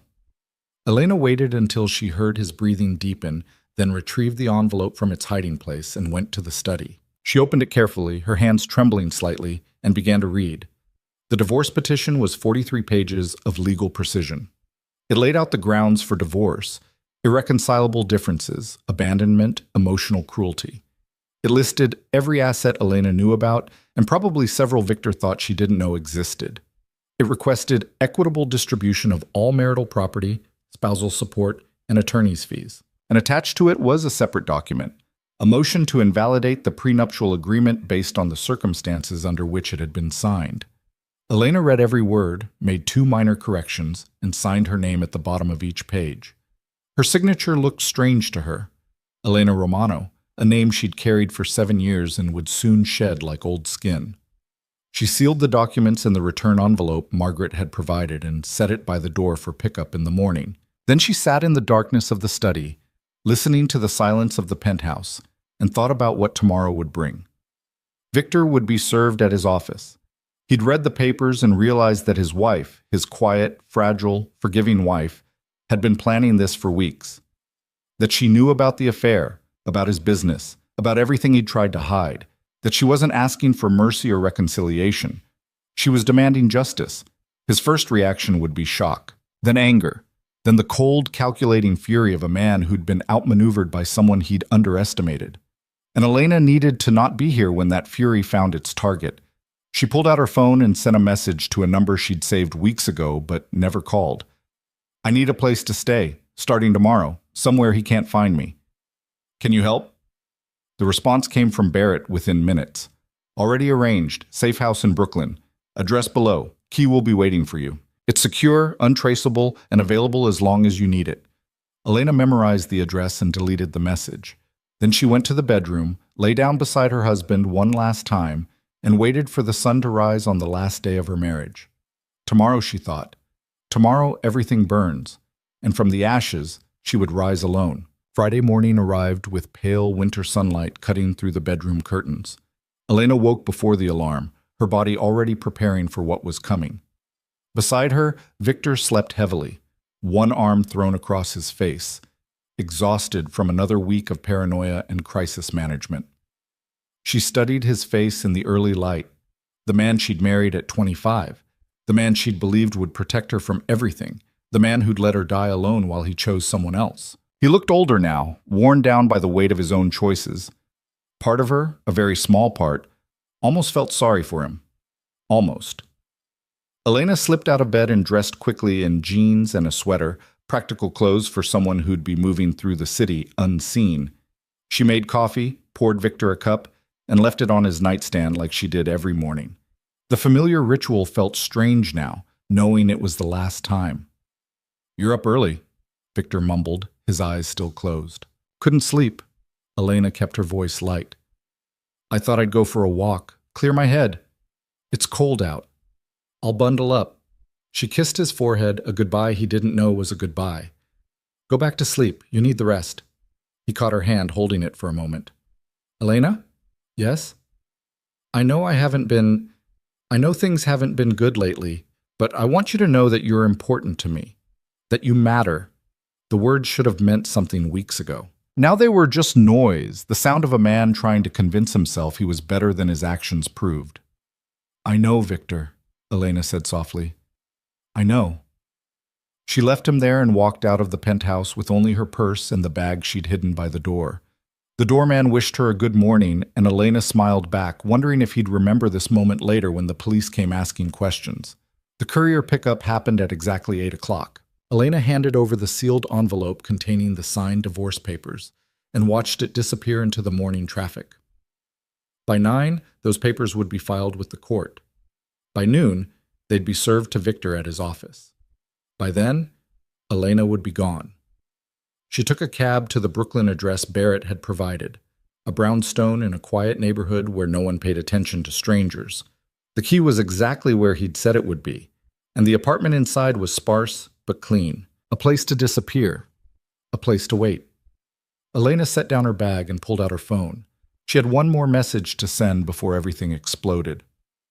The text went to a number she'd obtained through Barrett's investigation, a federal prosecutor named Sarah Hendricks, who specialized in organized crime. Elena had debated for weeks whether to take this final step, whether revenge was worth potentially destroying Victor completely. But as she sat in the safe house, thinking about the 3 unanswered calls and the cardiac episode and the months of calculated betrayal, the decision became simple. Victor had made his choices. Now he'd live with the consequences. You don't know me, but I have information about Victor Romano's operations. Financial records, shipping manifests, communications with Carlo Marchetti, everything you'd need to build a case. I'll deliver it to you if you guarantee my safety and immunity from prosecution. Elena hit send before she could second-guess herself. Then she waited. The response came faster than she expected. This is Sarah Hendricks. I'm very interested in what you have. Where and when can we meet? Elena typed back an address. A coffee shop in Manhattan, public and safe. Tomorrow morning, 10 a.m. Come alone. I'll find you. Agreed. And Mrs. Romano, thank you for reaching out. Elena stared at the message. The prosecutor already knew who she was. Of course she did. Sarah Hendricks had probably been investigating Victor for years, waiting for someone on the inside to crack. And now Elena was handing her everything she needed. The morning crawled by. Elena forced herself to eat, to breathe, to stay calm. At 11:45, her phone buzzed with a message from Margaret Chen. Papers filed. Your husband will be served in approximately 20 minutes. Are you somewhere safe? Yes, Elena replied. I'm ready. She wasn't sure that was true, but it was too late to matter now. At 12:17, her phone exploded with calls from Victor. She watched his name flash across the screen once, twice, 5 times, 10 times. She didn't answer. Instead, she turned off the phone completely and sat in the silence of the safe house, imagining the scene playing out across the city. Victor in his office, confident and in control, when his secretary announces a courier. The manila envelope placed on his desk. The moment he opens it and sees the words "Petition for Divorce" at the top of the first page. The shock giving way to disbelief, giving way to rage. Elena wondered if he'd call his lawyers first or if he'd come looking for her immediately. She wondered if any part of him would understand why she'd done this, or if his ego was too large to comprehend that the woman he'd underestimated had been planning his destruction for weeks. 6 hours passed in the safe house before Elena turned her phone back on. The screen immediately lit up with notifications, 37 missed calls from Victor, 23 text messages that started as confusion and escalated to fury. Elena, what is this? Call me immediately. This is insane. Whatever you think you know, we can talk about it. You're making a huge mistake. Answer your phone. Where are you? Come home now. Don't do this, please. You have no idea what you're doing. The people I work with, this puts you in danger. Answer me. The progression from shock to anger to threats to something that might have been genuine fear was almost fascinating. Elena read them all without emotion, clinical in her assessment. Victor had moved through every stage except acceptance. He still thought he could control this, control her. He'd learn otherwise soon enough. The next message wasn't from Victor. It was from an unknown number. Mrs. Romano, this is James Barrett. Just wanted to confirm you're secure. Also, you should know your husband has hired a PI firm to find you. They're good, but not good enough. You're safe where you are. Don't go back to any familiar locations. Elena sent back a quick thank you and deleted the thread. Then she settled in for a long night of waiting. Saturday morning dawned gray and cold. Elena dressed carefully for her meeting with Sarah Hendricks. Professional but not intimidating, sympathetic but not weak. The woman who'd survived her husband's betrayal and decided to do the right thing. The coffee shop was crowded when she arrived, full of weekend brunchers and people escaping their apartments. Elena spotted the prosecutor immediately, a woman in her 40s with sharp eyes and an air of barely contained intensity. She was sitting alone at a corner table, a folder open in front of her. Elena approached and sat down without preamble. Ms. Hendricks. Mrs. Romano. Sarah studied her with the focus of someone trained to read people. Thank you for reaching out. What you're offering could be extremely valuable to an ongoing investigation. I want immunity, Elena said directly. Complete immunity from any prosecution related to my husband's activities, and I want protection if he retaliates. Done. Sarah slid a document across the table. I had this prepared based on our conversation yesterday. It guarantees immunity and places you in witness protection if necessary. All I need is your signature and whatever evidence you have. Elena read the document carefully, looking for traps or loopholes. Finding none, she signed and pulled a flash drive from her purse. This contains financial records, shipping manifests, communications between Victor and various associates, including the Marchetti family, and documented instances of money laundering, illegal imports, and extortion. It's comprehensive. Sarah took the drive like it was made of gold. How did you obtain all this? I hired an investigator. After I had a cardiac episode and nearly died because my husband was too busy with his mistress to answer my calls, I started paying attention to things I'd ignored for years. I'm not proud that I looked the other way for so long, but I'm trying to make it right now. The cardiac episode, that's documented? Hospital records, doctor's statements, everything you need. Elena's voice was steady. Victor Romano isn't a good man, Ms. Hendricks. He's built an empire on violence and corruption, and he's gotten away with it because people are too scared to stand up to him. I'm not scared anymore. Something like respect flickered in Sarah's eyes. What you're doing takes extraordinary courage. It's not courage, Elena corrected. It's survival. Victor would have destroyed me eventually, one way or another. This way, I get to destroy him first. Sarah plugged the flash drive into her laptop and began scrolling through the files, her expression growing more satisfied with each document. This is Mrs. Romano. This is exactly what we've been trying to build for 3 years. With this evidence, we can bring charges for money laundering, racketeering, conspiracy, possibly even RICO violations. How long until you arrest him? We'll need to verify everything first, cross-reference with our own investigation. But if it's as solid as it appears, I'd estimate 2 weeks, maybe 3. Sarah closed the laptop and looked directly at Elena. You understand what's going to happen when we do this. Your husband will know you're the source. His associates will know. You'll be marked as the woman who brought down Victor Romano. I understand. And you're prepared for that? Elena thought about the hospital bed, the divorce papers, the systematic dismantling of everything Victor thought he controlled. I'm prepared for whatever comes next. I've already lost everything that mattered. He can't hurt me anymore. Sarah extended her hand. Then we have a deal.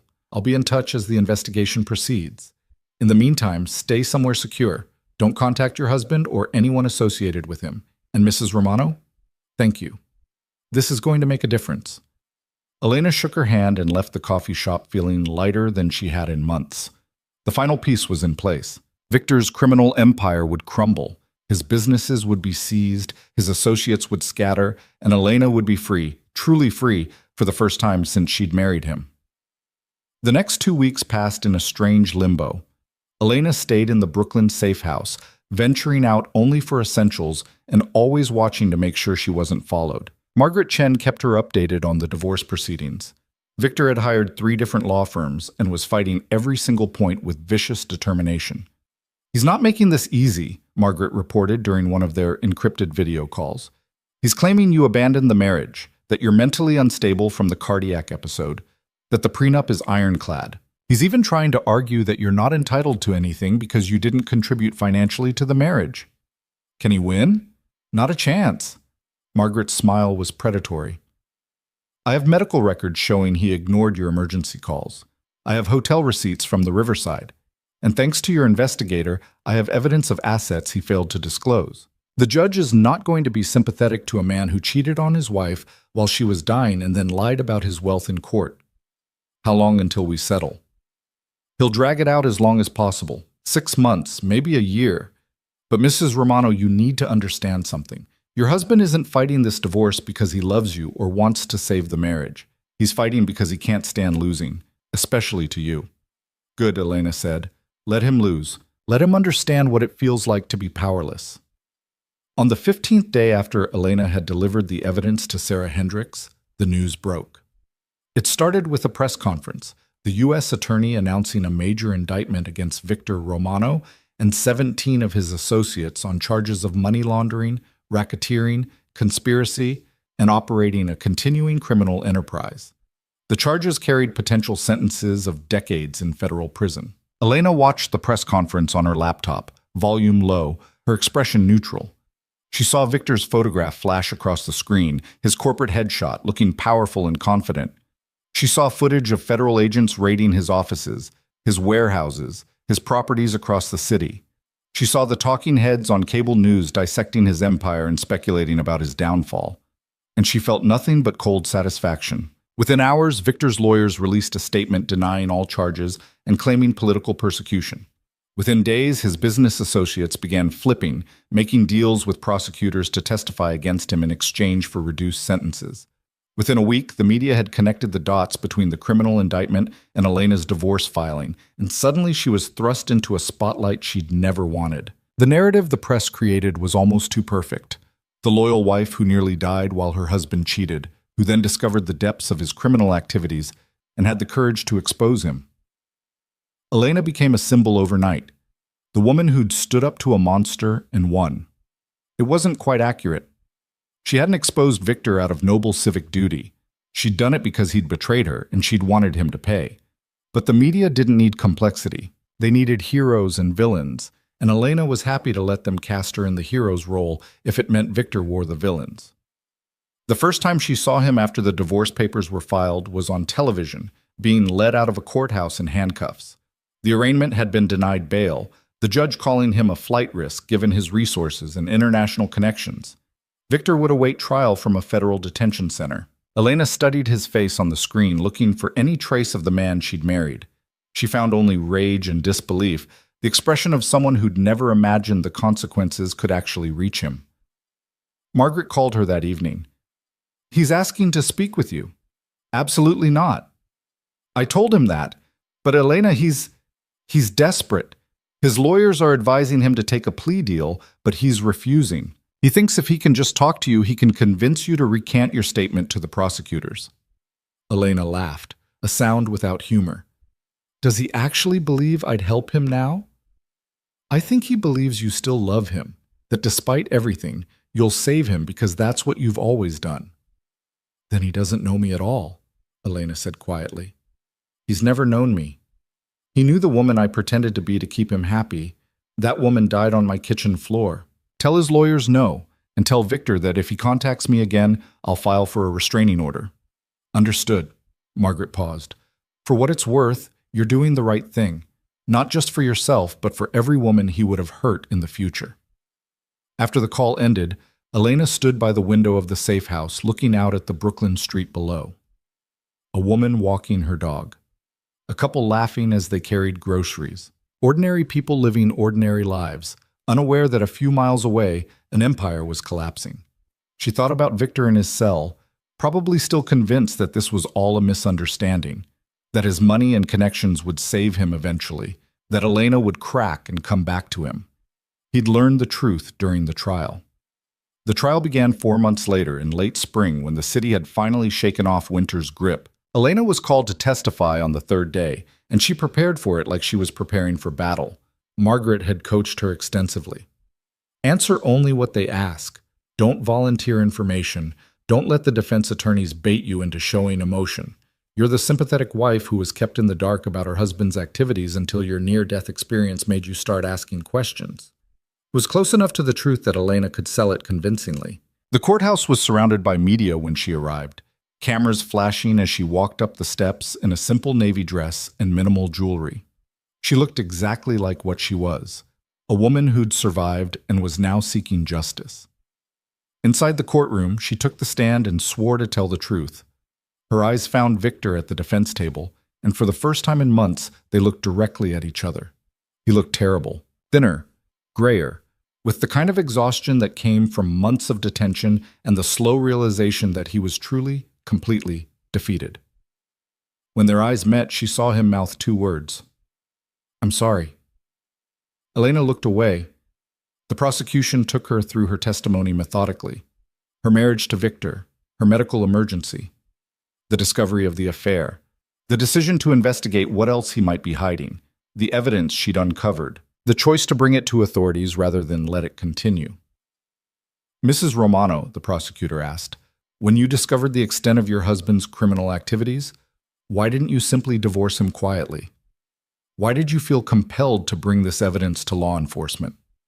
Elena looked directly at the jury as she answered, because I realized that my husband had built his empire on hurting people, exploiting them, taking advantage of the vulnerable, and I'd benefited from that empire without asking questions. I'd lived in luxury purchased with money earned through suffering, and I couldn't live with that anymore. So I chose to do the right thing, even though it meant losing everything. It was a good answer, a noble answer, and it was even partially true. The defense attorney's cross-examination was brutal. He tried to paint Elena as a bitter wife seeking revenge. He questioned her mental state following the cardiac episode. He suggested she'd manufactured or exaggerated evidence. But Elena held her ground, answering calmly and precisely, never losing her composure. When she finally stepped down from the stand 3 hours later, she felt Victor's eyes on her back as she walked out of the courtroom. She didn't look back. The trial lasted 6 weeks. The evidence was overwhelming, not just what Elena had provided, but what the prosecutors had built around it. Former associates testified against Victor in exchange for lighter sentences. Financial experts detailed the money laundering schemes. Federal agents explained the surveillance they'd conducted. The verdict came back on a Tuesday afternoon, guilty on all counts. Victor Romano would spend the next 25 years in federal prison. Elena heard the news in the safe house, alone, her phone silent in her hands. She'd won. Completely, utterly won. Victor's empire was destroyed, his freedom gone, his reputation shattered beyond repair. And she was free. Free of the marriage, free of his shadow, free to build whatever life she wanted.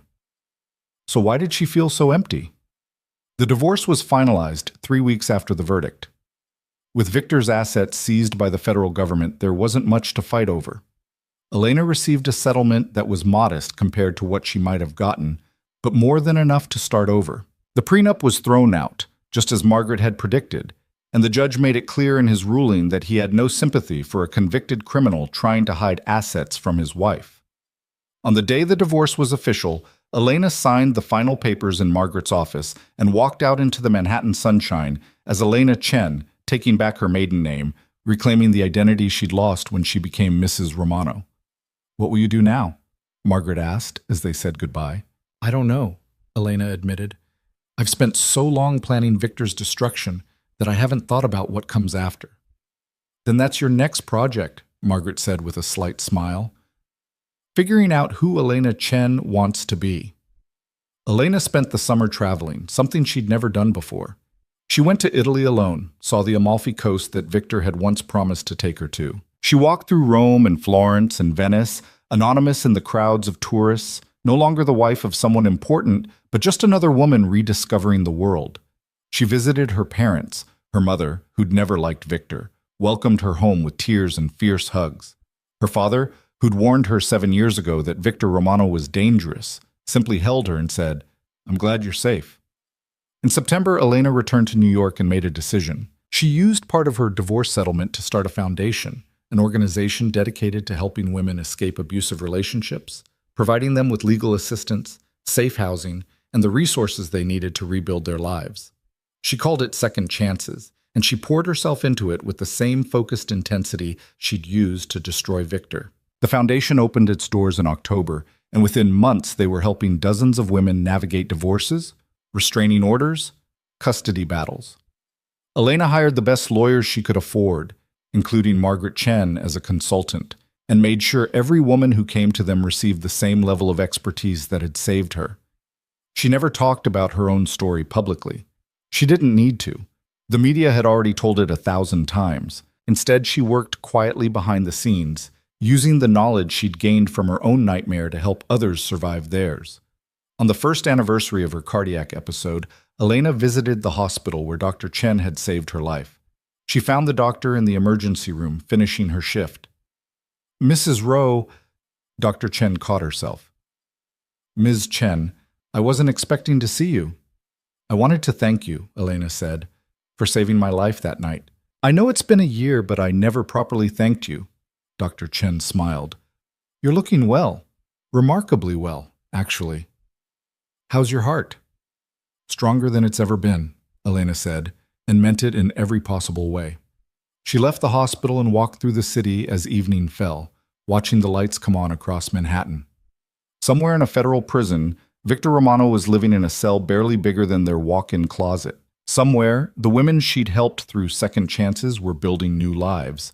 Somewhere, Selena Vale's story had ended in whatever way the Marchettis had decided. And Elena was here, walking through the city alone but not lonely, free but not lost, damaged but not broken.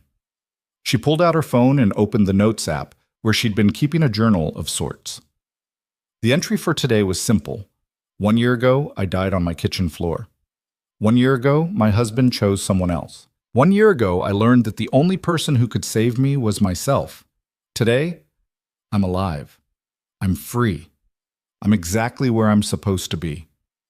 The heart they said was broken has healed, not the way it was before. Stronger. Different. Mine. Elena closed the phone and continued walking as the first snow of the season began to fall. Behind her, the ghost of who she'd been faded into the city lights. Ahead of her stretched the rest of her life, unwritten and full of possibility. She'd burned her old world to the ground and risen from the ashes. And she'd never felt more alive. The woman Victor Romano had underestimated, the wife he'd betrayed, the victim he'd created.